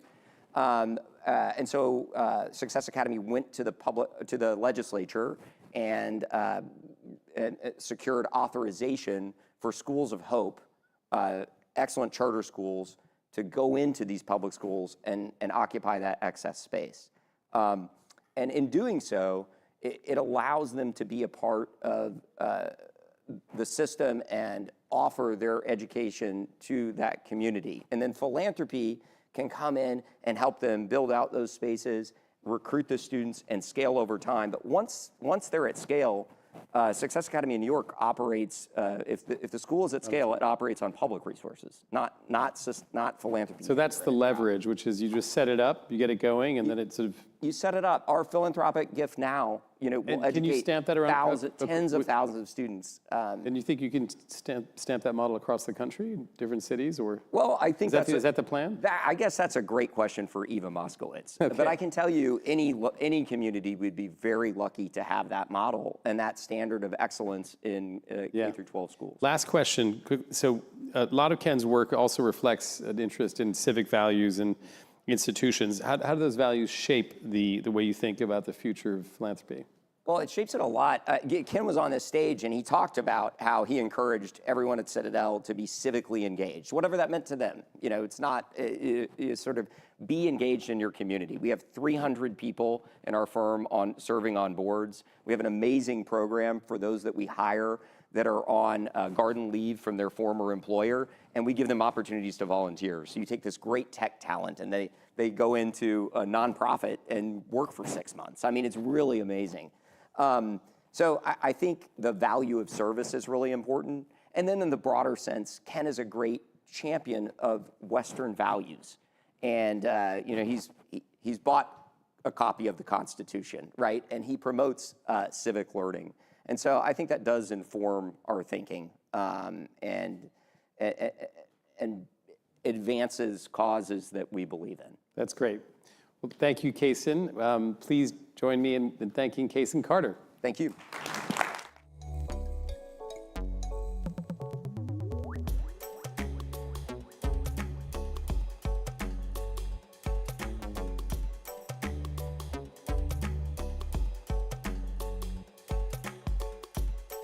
Please welcome Senator Susan Collins and Burgess Everett of Semafor.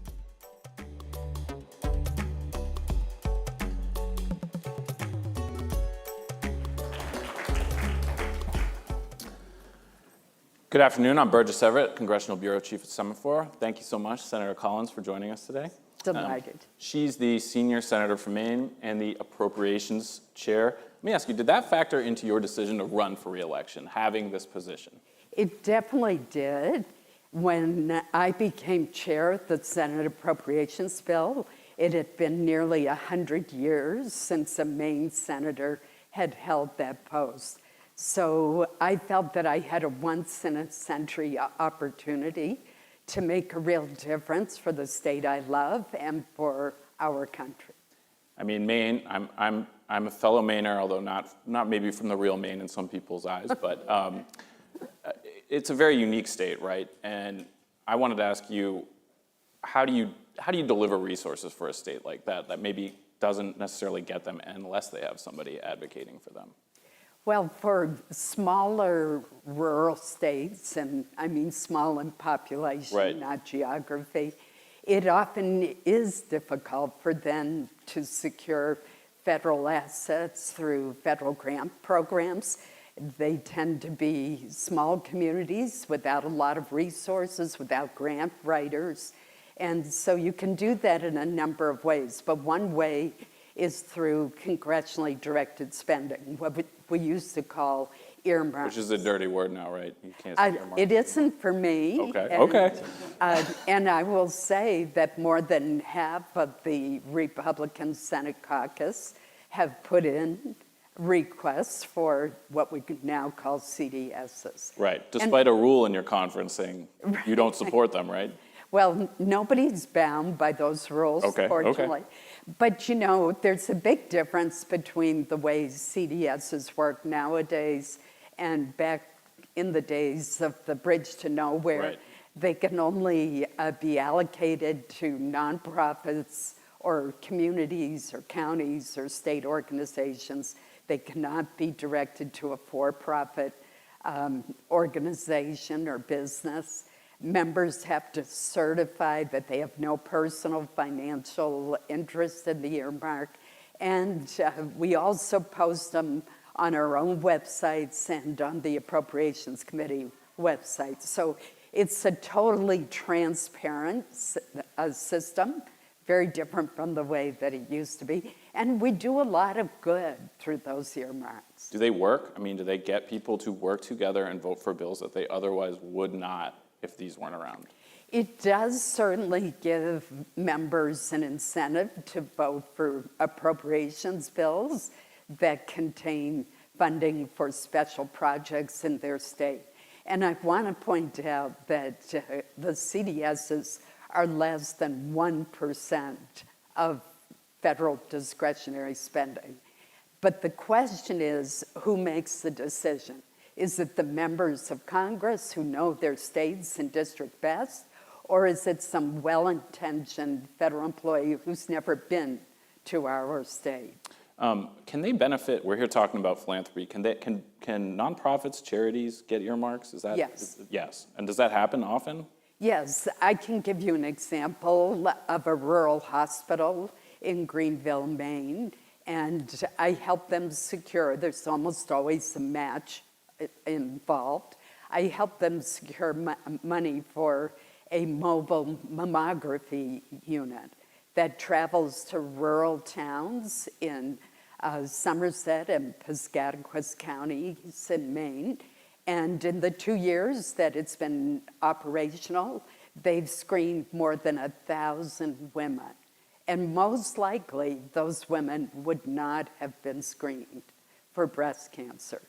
It's interesting because you advocated for this rural hospital fund that was in the big tax cuts and much more bill last year. They ended up doing a large part of your proposal, and you didn't end up supporting the bill. Has that made it harder for you to get money to Maine for the rural hospitals, or are you seeing that money now? No, we've gotten the first tranche, and it was $190 million for the state of Maine, which I was very happy about because we are one of the most rural states in the nation, and we're the oldest state by median age.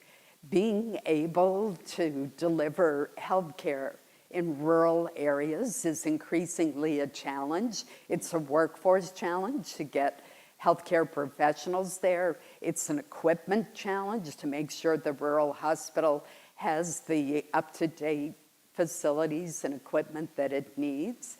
And we're able to help out through not only the CDSs, but this new Rural Health Transformation Fund. It's also going to allow for telemedicine to be expanded.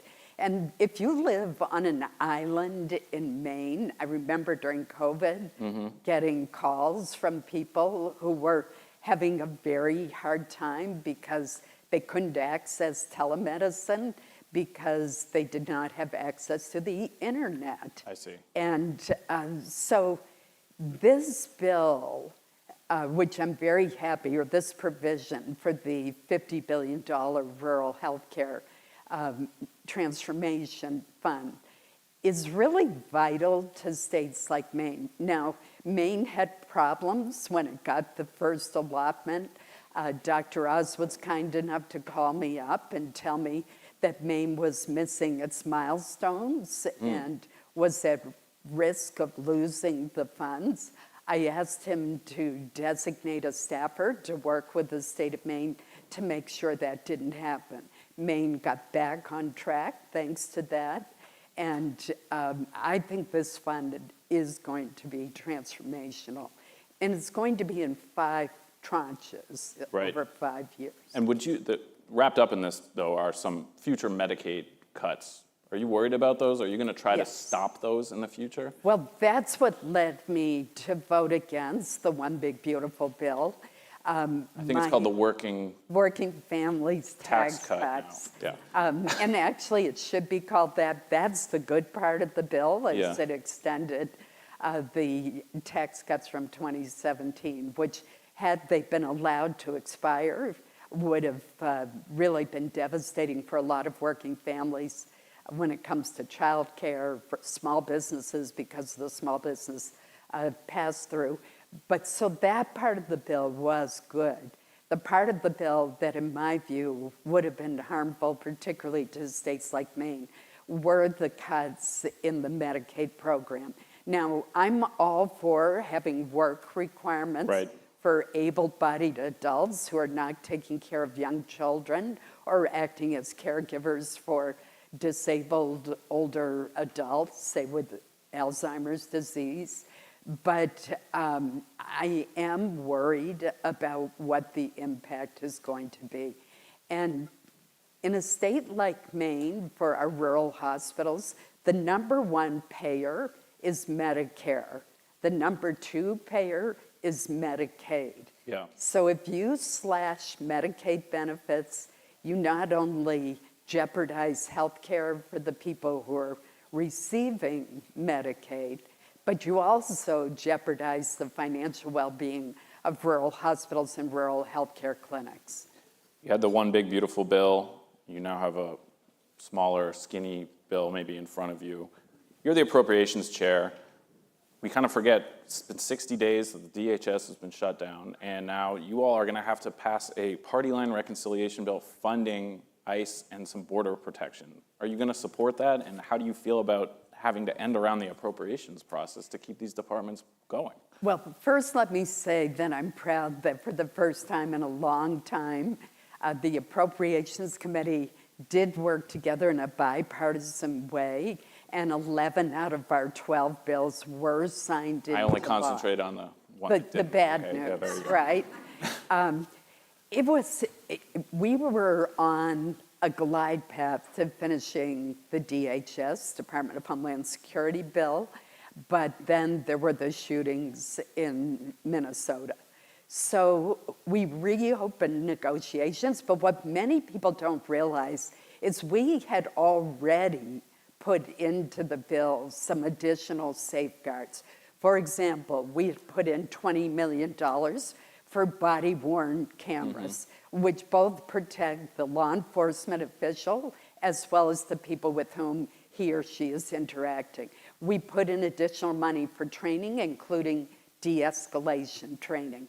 Part of the problem was there were a lot of new agents who were hired very quickly, and they were not fully trained before they were deployed. Right. That was a big mistake. We also had put in a provision that provided both a mandate and funds for the Inspector General to visit the detention centers and review their quality. So we already had those protections in the bill when it fell apart.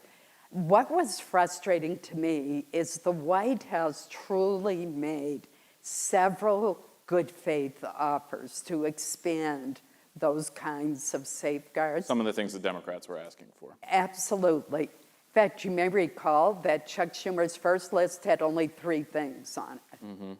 And one was the replacement of the leader of the department, which happened.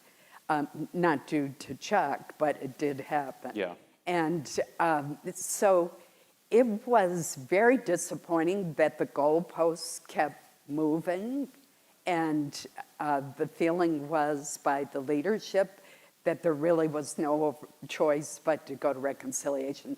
I don't like reconciliation bills. I'd much rather that the Appropriations Committee work as intended and produce bipartisan bills. Right. So will you support the reconciliation? Well, I don't see another way to get these agencies funded unless the Democrats are willing to very quickly come back to the table, but they've shown no interest in doing that.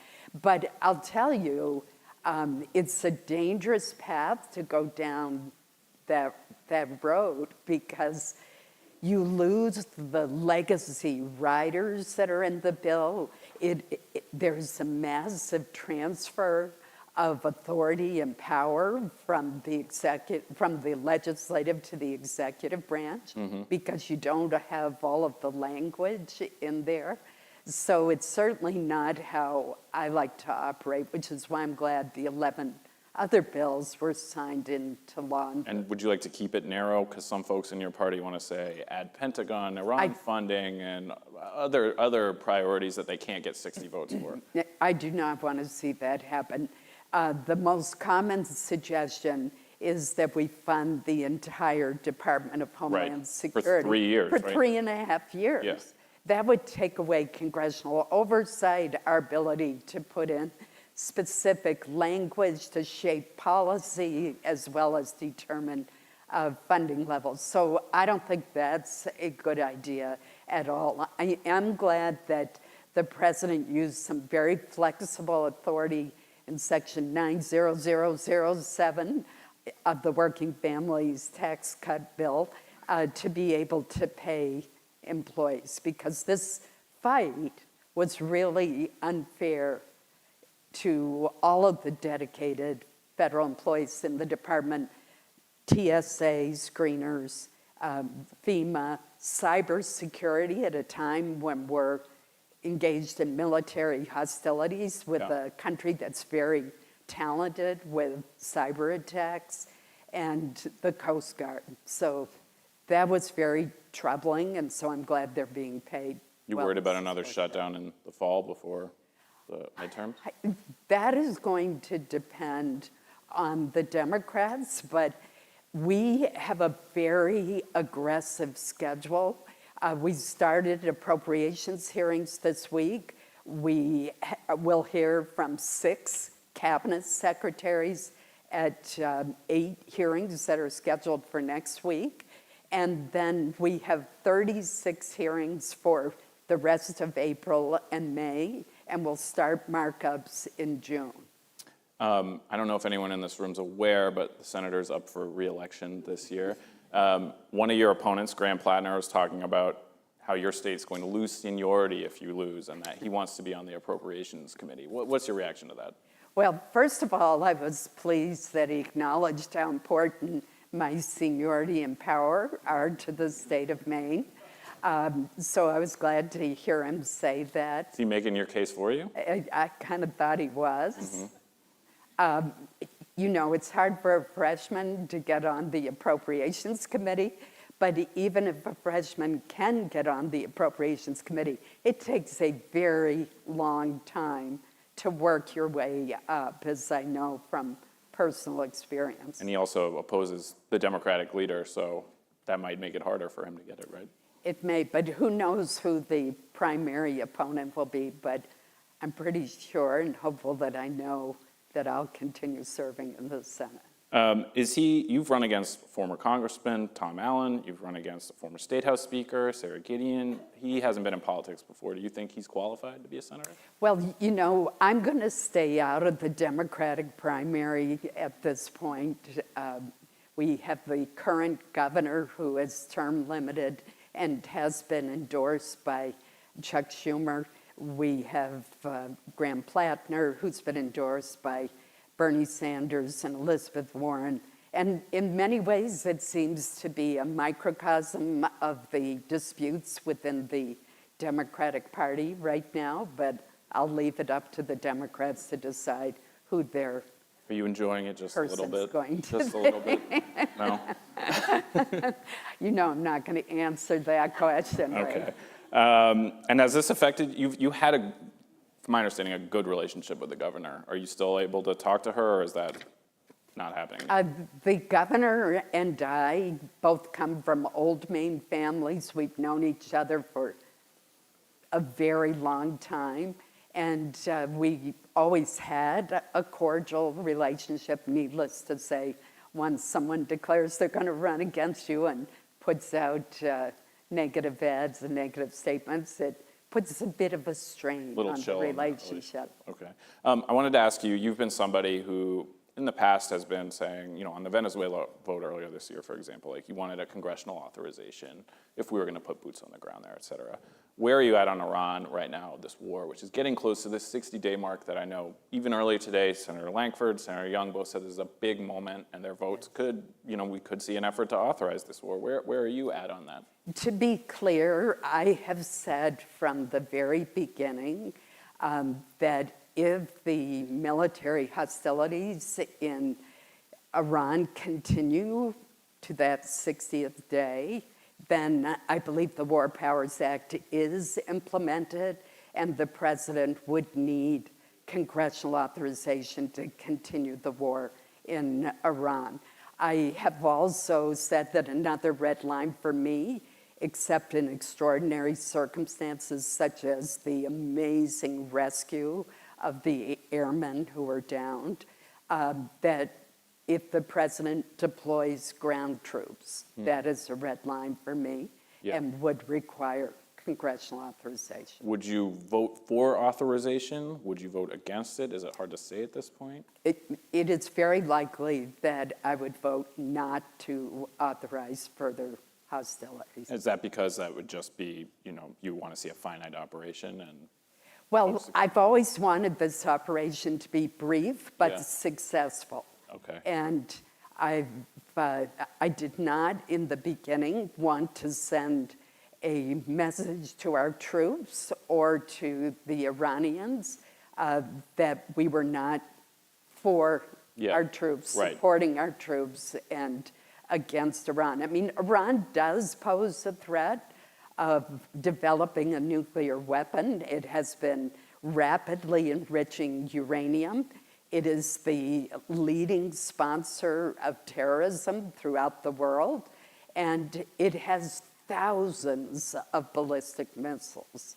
And they operate in some way as a shield for their nuclear activities.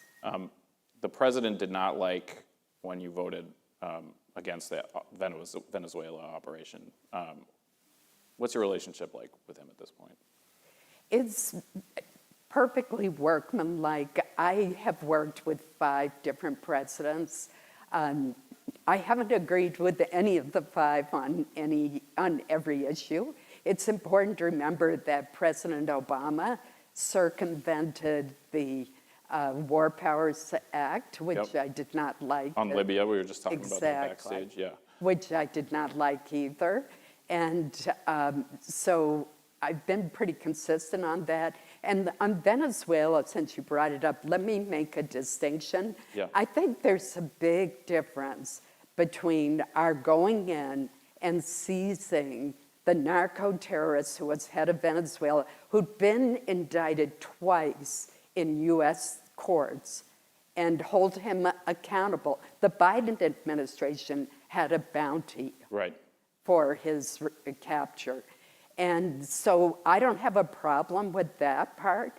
Where I had a problem and then did vote to restrict the president's ability under the War Powers Act was when the president started talking about boots on the ground, running Venezuela, and seizing its oil. And I think there's a big difference there. Sure. Okay. Senator Collins, thanks so much for joining us. Thank you. Thank you. Thank you.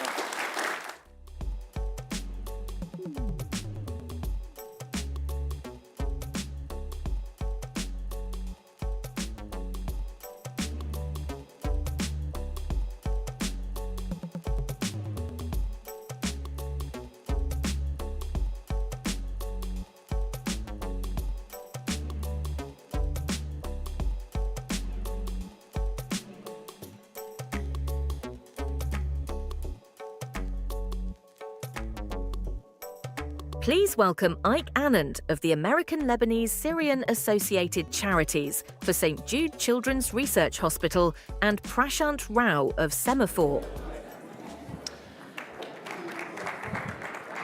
Ike, thank you for making the time. Looking forward to this conversation. Let's go into it. You know, St. Jude is, and ALSAC is so huge. But, you know, I wanted to talk a little bit about your strategy in terms of fundraising and how you're kind of looking at the sort of broader landscape, because your fundraising strategy is really kind of interesting in how it's kind of derived from the kind of changing macroeconomic picture in the world, in the United States in particular. ALSAC is unusual in that it relies so heavily on small donors, but you're going to change that. You're looking to move away from that. Can you walk us through that and why? Thank you, Prashant.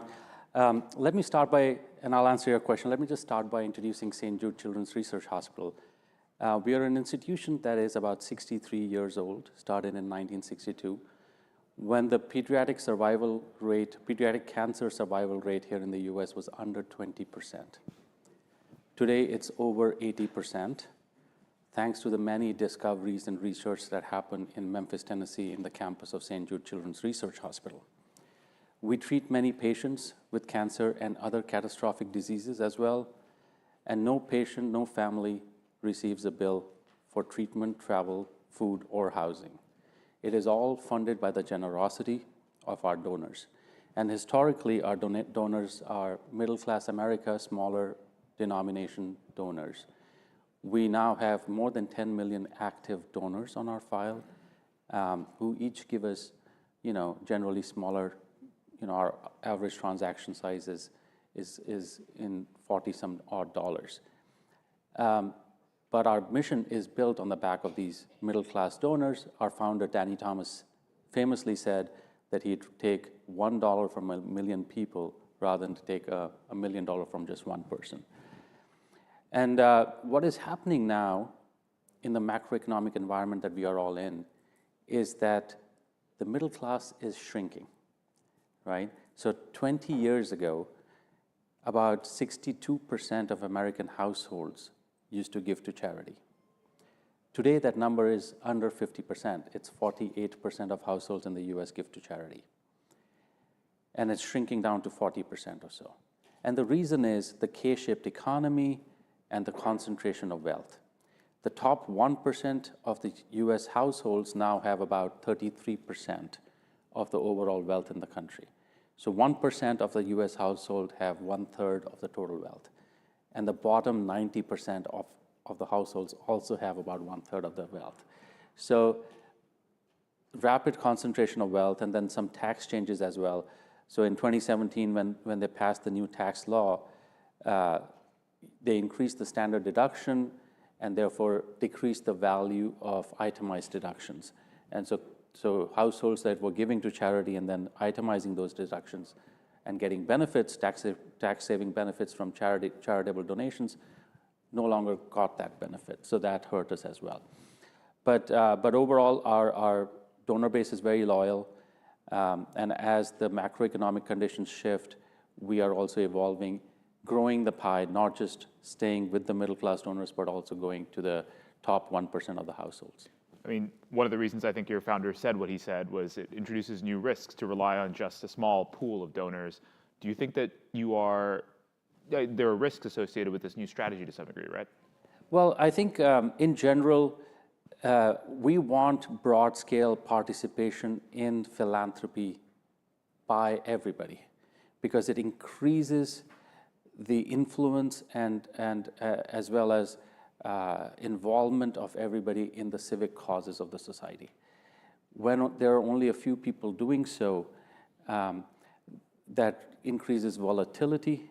It increases, you mean volatility of donations? Volatility of donations, right. Which then prevents us from committing long-term dollars into causes that take 10, 15, 20 years. Our research sometimes is very long-term. But more importantly, on the supply side, for many of the non-for-profits, when the overall donor pool is shrinking, only a few causes get support and some other causes don't get support. So, and this sort of broader kind of volatility in sort of stocks and markets must also affect your donor base, I guess, as well. I mean, that along with the shrinking middle class, that must also be a stress for them. Yeah, I mean, look, there is a lot of volatility in stock markets, and we can't change that. But those kinds of macro currents are always something that we have to play with. We notice this a lot now, which is that when the stock market goes down, the level of donations decline as well. People feel less rich. When the stock market goes up, people feel good about their wealth, and then they give more. I want to talk about, as we do on every panel these days, is artificial intelligence and how it's going to affect the kind of research that you support and sort of fund and drive. Is AI going to cure cancer? Well, AI is really, really interesting. Our doctors and researchers are on the leading edge of using AI. In fact, just last week, we had a press release. We introduced a new form of diagnostics for medulloblastoma. Medulloblastoma is a type of brain cancer, the most common type of brain cancer for children. And we introduced a new liquid biopsy, reliant on artificial intelligence that is able to better detect the subtypes of medulloblastoma. I believe, and our doctors and researchers have told me this, that AI is extremely helpful in diagnostics. Sorry, can you hear me? AI is extremely helpful in diagnostics. It is also really helpful in imaging. We are now creating 3D imaging of tumor cells and tumor bodies using AI. It is really helpful in putting together different types of data and making patterns out of it. So you can put clinical data, as well as genetic data together to then come up with better diagnostics. I don't believe in the near term that AI will cure cancer, but I do believe that it'll help in research. It'll help in figuring out cancer detection early, and then reducing the toxicity of treatment by doing better research. And when you say, like in a moonshot, right, the kind of transformative, what can we reasonably hope for in a 5-year scenario? Look, I think we don't know how things will evolve.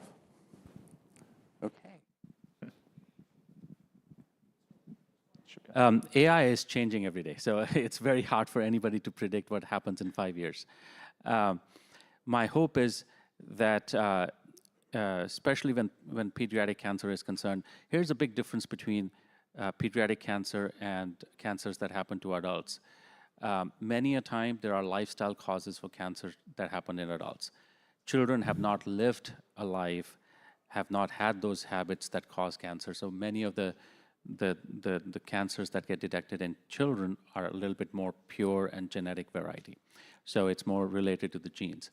And so therefore, I believe that early identification will lead to better and faster cure, and we'll be able to save more children.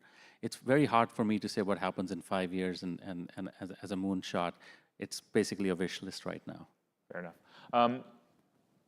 What are the constraints in terms of using AI in medical science and cancer research? Are you facing, we've heard these conversations the past 2 or 3 days that, the spend on compute is having to go through the roof. I don't know, but also are there technical constraints? Are there things that are risks to the downside when you're sort of doing this kind of research and funding the research? Well, look, we have large data sets. When you really think about human genome mapping, which we've invested heavily in, it's a very large data set. Yes, the compute obviously is a constraint.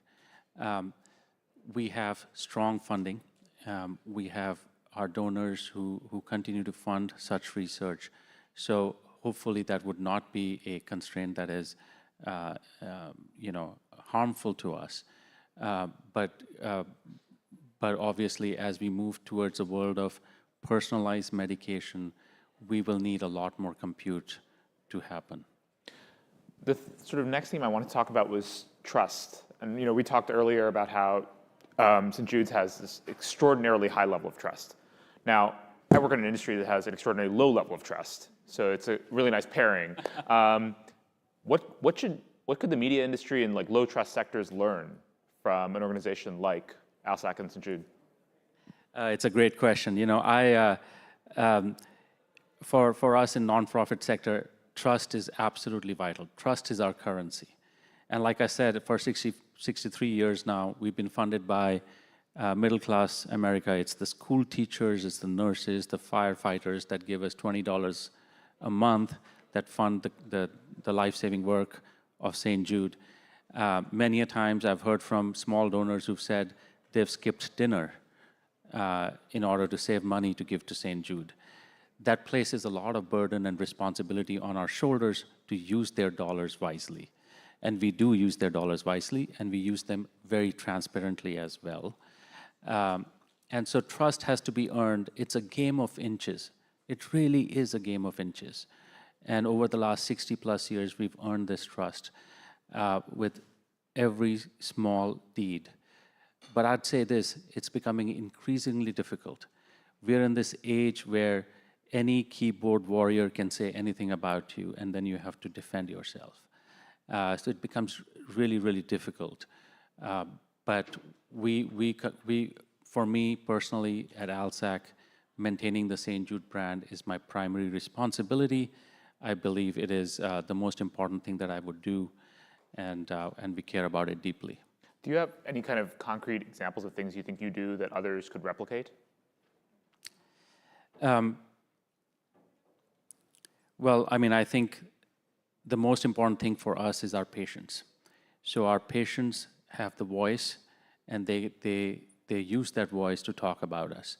To the extent that you have, companies have customers who feel that they've done well for the customers, I think use your customers to talk on your behalf. That is really important. You came from Expedia, which, at on the face of it, does not have a lot to do with ALSAC and cancer research. I'm curious what kind of, when you made that kind of transition, I think you were chief operating officer first at ALSAC, or, I don't know, what are the kinds of things that you can bring from the corporate world into sort of fundraising and charitable giving, particularly because I would have thought you come to an organization from a place like Expedia, you're bringing your network and you're bringing rich people to make donations, but that wasn't what you guys were doing anyway at ALSAC. So like, what is the overlap? What did you bring? So look, I am a technologist. I build systems. I build processes. And in the non-for-profit world, generally, the investment into infrastructure was behind the curve. So we needed to build the infrastructure. We needed to work with technology platforms. We needed to, build the data side of the donor base in order to sort of automate a lot of, bring in a lot of efficiency and enable personalized relationships with our donors. So I led that from the technology side and process side. What I brought from my years in the technology and online travel industry was knowledge about how to build a marketing technology stack, the MarTech stack, how to get to a personalized engagement. And so that's been really useful and fruitful for us. Do you see that as a sector-wide problem in the nonprofit sector, that there is, people who want to donate, I don't know, that they're not leveraging enough the sort of technology? You've raised a really interesting point. It is. So one of the problems in non-for-profit is that our donors expect us to spend every small part of every dollar in the actual cause and not spend the money in building infrastructure. It is really important that we build scalable systems so that we can deliver on our mission goals. And therefore, you have to invest in the backbone of your business, which non-for-profits have done less and less over the last few years. And I think that tide needs to change. Why have they invested less and less? Because of the urgency of many causes, right? And because of the pressure to show impact immediately. Do you get that from, do you worry that will be sort of, as you get more kind of high-end donors, that they will sort of be more sort of questioning of any spend that is not directly on cancer research? No, I believe that the high-end donors would actually be more understanding of the need to invest into infrastructure. In fact, we're speaking more and more to sophisticated donors who understand this better. Having said that, I think the whole sector, the whole non-for-profit sector needs to come up the curve here and build capacity. Because, just a couple of sessions before, somebody else was saying this, that we have to grow the overall pie of philanthropy from under 2% of GDP to higher, maybe double of that. And I think as much as it is a problem on the advocacy side, on the consumer side, it is also a problem on the supply side, because you have to demonstrate impact. You have to show the impact like St. Jude does, where we actually can say all the strides that we have made in research, in treatment, in our global focus as well. That demonstrable impact only comes if you invest in the backbone of your business. Ike, that was great. Thank you so much for all of this. I appreciate it. Thank you, Prashant.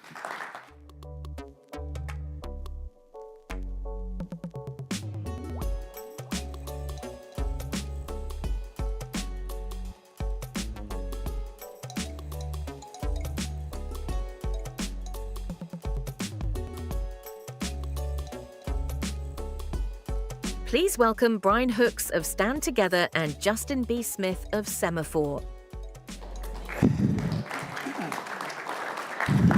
Thank you.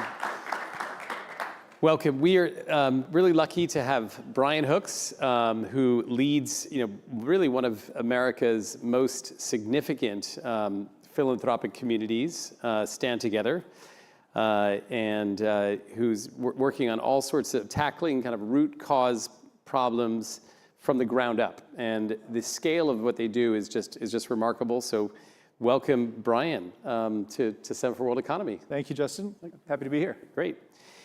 So philanthropy often is viewed as sort of being slow and institutional, maybe not always that efficient. But you have sort of, I think, taken the view that it can be modernized and can be transformed, and that the sector is kind of entering a more innovative new phase. What's new at Stand Together? How are you reinventing this space? Well, the world is changing fast, and you guys here at Semafor have done a phenomenal job of illustrating that over the past few days with all of these sessions. There's so much going on. But the key takeaway for me is that our 20th century institutions are not keeping up with our 21st century problems. And at least as important, they're not prepared to capitalize on our 21st century opportunities. And so the way that I think about what has to happen for us to really make the most of the future as a society is we can't just be tinkering at the edges of these institutions that help us to live successful lives. It's one of those moments where we have to reimagine the institutions that bring people together, that allow people to thrive. Institutions like education, institutions like the media, institutions like government, you name it. We need an overhaul. So radical transformation? Well, I think radical transformation, I think that's right. You know, you think about the opportunities ahead of us. If we continue to rely on the institutions that were built for a different time, we shouldn't expect things to go well. So when you ask the question, where are those solutions going to come from? You know, I think philanthropy has the opportunity to play a leading role in reimagining those institutions. But if we're going to do that, if we're actually going to capitalize on this opportunity as philanthropy, we've got to shake off those old ways. We've got to do things differently. So that means leaning into entrepreneurship, right? I mean, a form of entrepreneurship. I think that's exactly right. And this is why we built Stand Together. You know, Stand Together is not your typical philanthropy. We were founded over 20 years ago by Charles Koch, a single person. But in the last 23 years, we've built a community of the country's most innovative, most successful leaders, both from business and from philanthropy, people who are coming together, pooling knowledge and resources to find new and better ways to solve problems. We support thousands of social entrepreneurs, which is exactly right, people who are willing to take risks and willing to kind of reinvent the way that we live together. Yeah. And I think that's what we've got to do as a field. Sort of deploying, some private sector, sort of the spirit of, of private sector energy and putting it towards philanthropy to some extent. Yeah. I think that's right. You think about it very specifically. What does philanthropy need to do to make the most of the moment? I think they need to take more risk. We've heard about some of that today, which is encouraging. I think philanthropy has got to get out of this mindset that we go it alone. Partnership, this is what we do in business, in the market, right? Division of labor by comparative advantage, kind of the basics. And as you mentioned earlier, we've got to, yes, address symptoms so that people can solve problems today, but we've got to get at the root cause of some of the problems that are holding people back. And that means investing for the long term so that we're around long enough to see meaningful results. So you also have this really interesting kind of idea of decentralization, like that not everything has to happen in New York and Washington, D.C. Talk to us a little bit about what you're seeing in terms of innovation from leaders and institutions across the country, not on just the East Coast. Well, here's the way that I think about it. So it's the 250th anniversary of the Declaration of Independence, right? 250th anniversary of the country. It's a big deal. But when you actually take the mood of the country, people are pretty discouraged. And it's understandable, right? The kind of the story of our country is a can-do spirit, right? We've never seen a problem that doesn't have a solution. We'll figure it out, and we succeed. But when you ask people, how are you feeling about that spirit right now? Pew just did a poll. It's the first time since they've started tracking this 30, 40 years ago that fewer than half of Americans will tell you that they have confidence that Americans can solve our own problems. So we're at a bit of a crisis. First time since it's been tracked? And I think they started back in the 90s. Okay. Usually about 60, 70%, depends, the mood can change, but we're a can-do country. Yeah. And today, people are losing faith in each other. And it's understandable when you look at our problems at a national level. I mean, who's not going to be discouraged right now? But when you go to communities, when you go to, local towns and communities, and Stand Together operates in 1,300 communities across the country, so we have a front row seat to this. It's a completely different story. The mood is better? Well, it's not just the mood. We work with organizations that are in some of the toughest neighborhoods in the country. They're tackling really just incredible problems. Violence, family separation, generational poverty, you name it. But the leaders of those groups, they tell us the same thing. When they ask people in those communities to show up and help solve those problems, they do it. They do it. And so there's this movement that's happening at the local level that's just not breaking through the national narrative. And I think that's a real problem because we become the stories that we tell ourselves. Yeah. And if the story of our country is that we don't like each other anymore, and that in order for me to get ahead, you've got to be left behind, we're in real trouble. Yeah. But if that story of what's actually happening in the communities at that local level, that decentralized solution, if that can break through and become the story of who we are, it doesn't solve our problems overnight, but it gives us that model for what it's going to take to actually move forward. But the Malays that you describe, in these polls and so on, do you feel like on a more distributed local community level that Malays is lesser? Here's what we find. When you ask people, what is the thing that you aspire to? What is the American dream for you? We have a group that we work with called Populace that gets beyond public opinion research, what people will tell pollsters, because it turns out we're lying to each other. It gets at private belief. What do you truly believe? A remarkable number of people, more than 70% of people across demographics in this country will tell you the same thing. What I believe the good life is making a difference in the lives of those in our communities, making a difference in the lives of those that are around me. The challenge is, so that's the mood right now, is we want to make a difference. The challenge is when you say, well, how many people do you think feel the same way? They'll say, oh, nobody, it's just me. And it's understandable. I mean, if all we're hearing is from the polar extremes on both the left and the right, we start to believe that must be how everybody feels and I'm alone.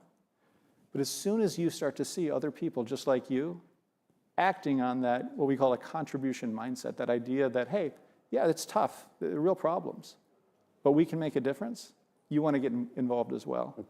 Fascinating. And so we need to spark that sort of spirit. We need to help people act on that spirit.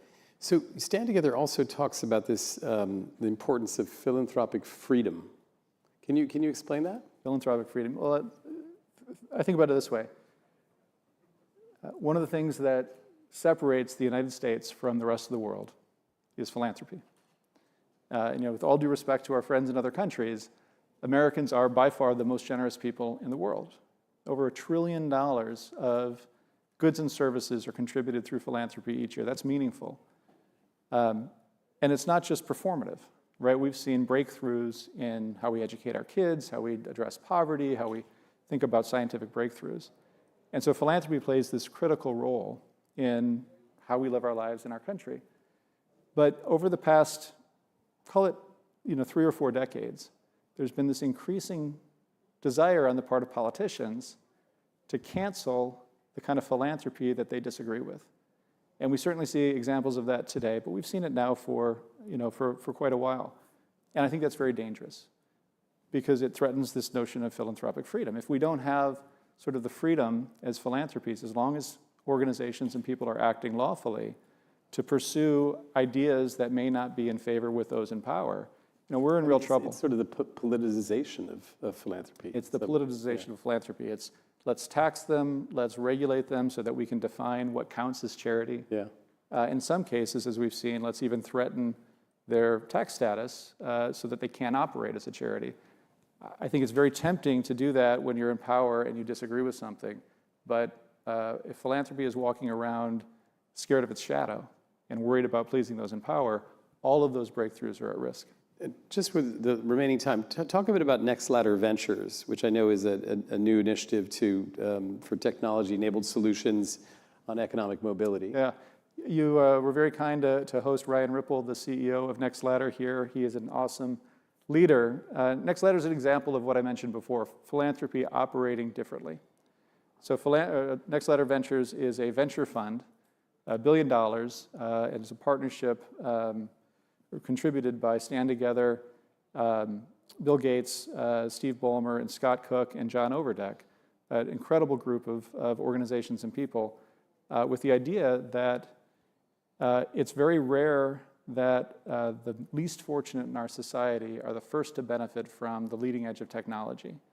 And with generative AI, we have the opportunity to equip those who are economically vulnerable with the tools to help them navigate some of life's hardest decisions, to help ensure that those decisions lead to prosperous life and a good life.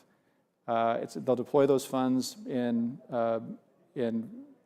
equity investments in companies, as well as grants to organizations to try to catalyze a market to do that, to build those technology tools. That's really cool. Well, listen, we've run out of time. Thank you, Brian. I do want to make one announcement, actually, on both of our behalves, that Stand Together, which was also an investor in Semafor, I think, which is an example of your philosophy of empowering entrepreneurs, and in our case, trying to build more independent, balanced news.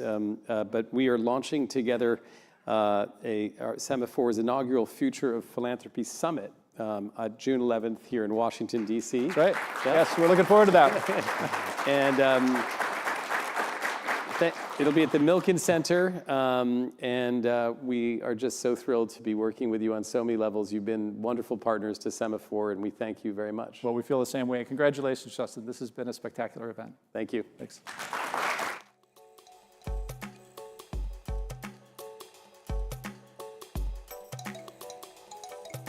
Thank you for attending today's live journalism, and to our partners Griffin, Catalyst and Stand Together. We hope to see you again tomorrow morning starting at 9 a.m. here at the Conrad.